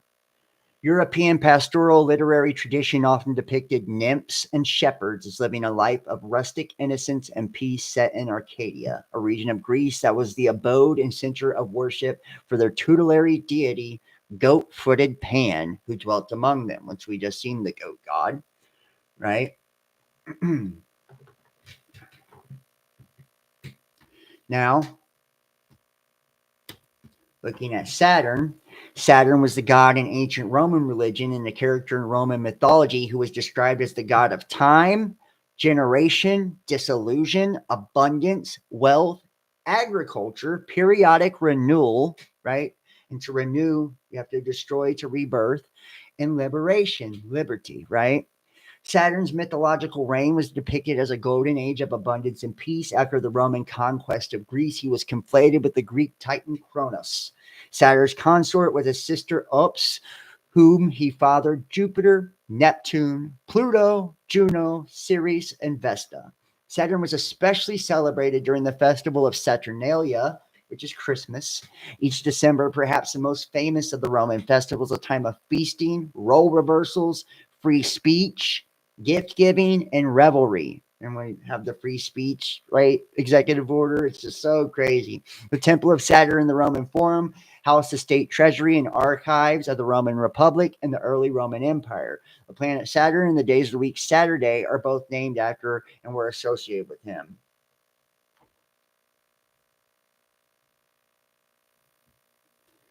According to Varro, Saturn's name was derived from Satus, right, meaning sowing. Even though his etymology is problematic from the viewpoint of modern linguistics, for while historically motivated vowel-linked alternations do occur in Latin roots, the long A of Saturnus in particular remains unexplained with this etymology, as also because of the epigraphically attested Saturnus. Nevertheless, it does reflect an original feature of the god. Perhaps a more probable etymology connects the name with the Etruscan god Satyr, and place names such as Satria, an ancient town of Latium, and Satre Palus, a marsh also in Latium. This root may be related to Phytonym Satyrea, like Satis, however, Satyrea, Satyrea Palus, and probably also Satria, is indeed apparently close related to satricum, and also have a short A in the first syllable. Now,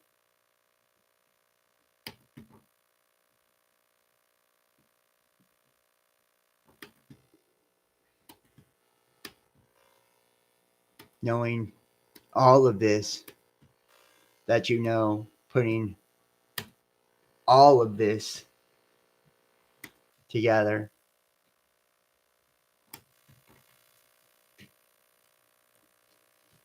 the golden age of Saturn, astrologically governed by Saturn, called Chronos, was associated with the ravaging effects of time. He's also associated with death and the end of our time on Earth. Saturn's reign is associated with the golden age. First of all the deathless gods who dwell on Olympus made a golden race of mortal men who lived in the time of Chronos when he was reigning in heaven. And they lived like gods without sorrow of heart, remote and free from toil and grief. Miserable age rested not on them, but with legs and arms never failing, they made merry with feasting beyond the reach of all evils. When they died, it was as though they were overcome with sleep.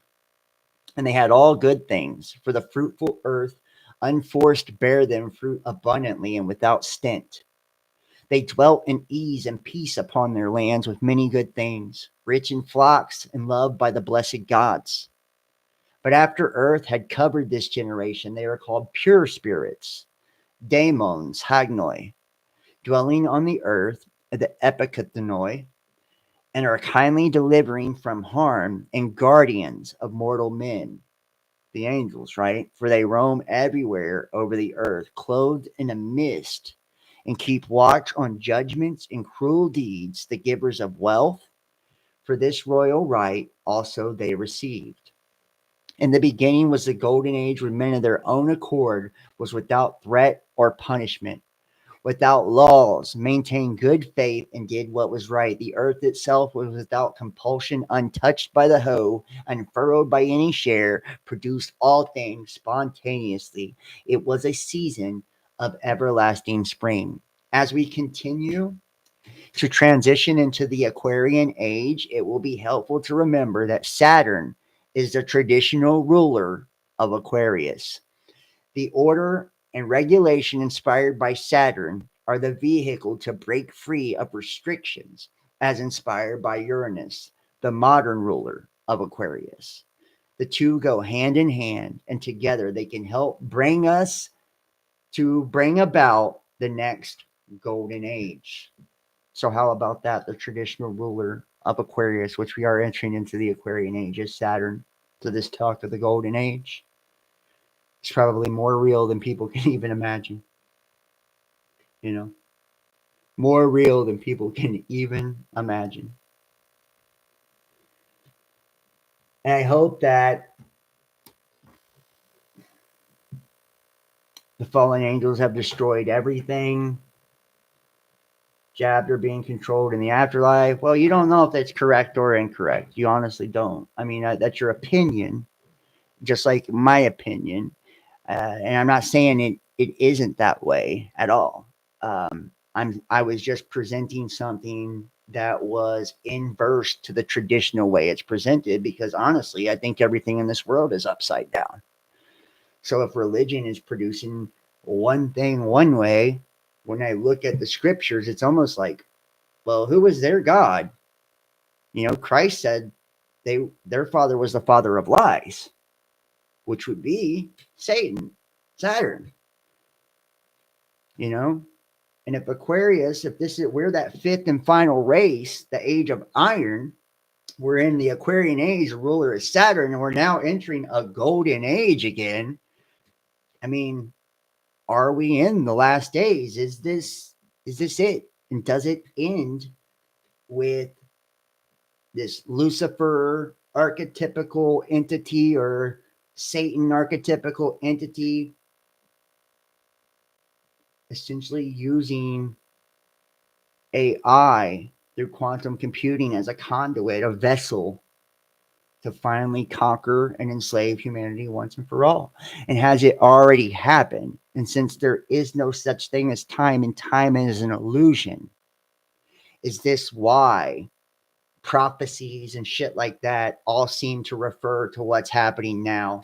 And there's nothing new under the sun. We've already been conquered and we're just coming to the end of the story. And it just repeats over and over. So it's already happened. There's no such thing as the past and the present, or in the past and the future.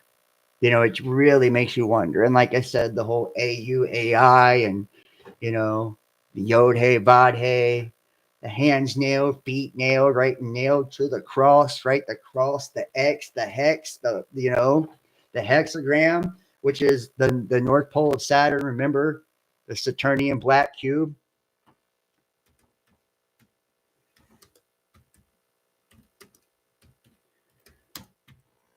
You know? We see it all over the fucking place. It's all through our religions. It's all through our symbolism. You know, I just asked you the question, you know, to consider the possibilities and to consider that maybe, just maybe, you know, things are a lot more serious than we think. And that this is a time to truly pay attention to what's going on. And why people continue to worry about spilling their opinions and euphemisms over into the internet day in and day out. Like anybody gives a fuck anyways, because everybody thinks they're right, because all of the algorithms reinforce their ideas back to them, right? Because nobody can hear a dissenting voice or anyone disagree with them, because we're all these perpetual narcissists and, you know, self-absorbed, egotistical, you know, fucking maniacs that don't know how to love one another, let alone love ourselves. We have this poisoned version of spirituality through the New Age. It's all mind controlling, propaganda, brainwashing, programming, everything being emitted through frequency to co-opt you and subject you to this system. It's like this digital enslavement has already began. It's like, has it already happened? And is there any escape? You know, feels like the empire has already won, you know. But if we trust what the Bible says and a lot of the prophecies, maybe it's only as real as we make it. You know, and it's what we believe to be true. And it's how we feel about it emotionally that attracts it or repels it from us. And it's our belief that creates our reality, even though there is a collective reality as well. So people can say, I create my own reality. No, you don't. You also live in a shared reality. It's total delusion to think you create your own individual reality, because you do not. Otherwise, everybody's reality would be according to yours. You may create a large part of your experience, but you do not create your own reality. We have a shared collective reality, you know. And the toxic positivity that you see now, where people's like, I can't look at that. It's fear and da-da-da-da. And it's like, it's just people burying their head in the sand and using spirituality as the crutch to do so, you know.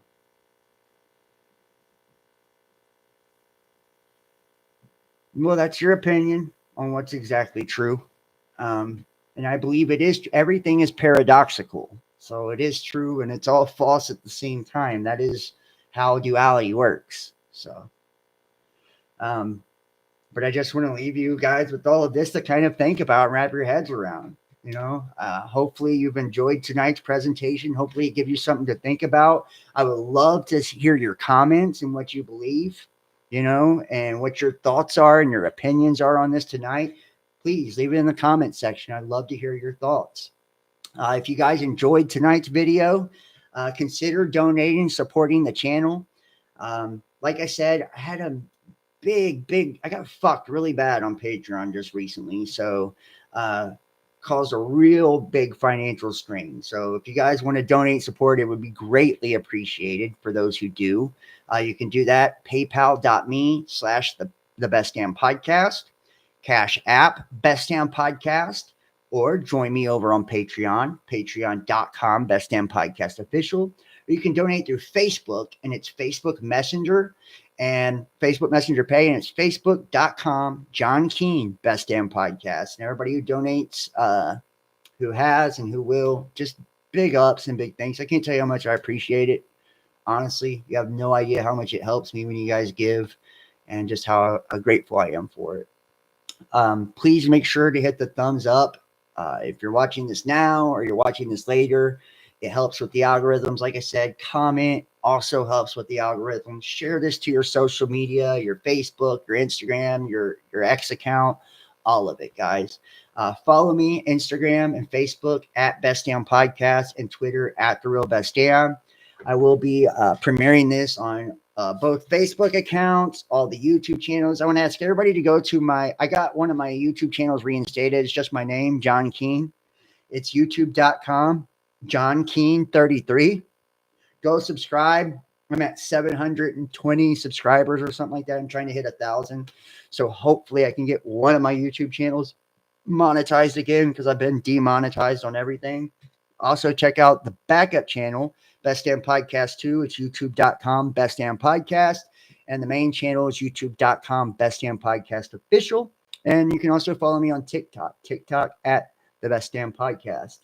Thank you to a fantastic show. I'm glad you enjoyed it. Amy VR, Elephant Tusks, Deborah Trudeau, Jeff Johnson, Ike Remotely, Chrono Crucified, BDP, Paula Hawk, Graceful Heart, Claudette Malespina, Daniel Phillips. Thank you, everybody, for joining me. I really, really appreciate it. And I feel like we did put together a good one tonight, so I hope you guys enjoyed it.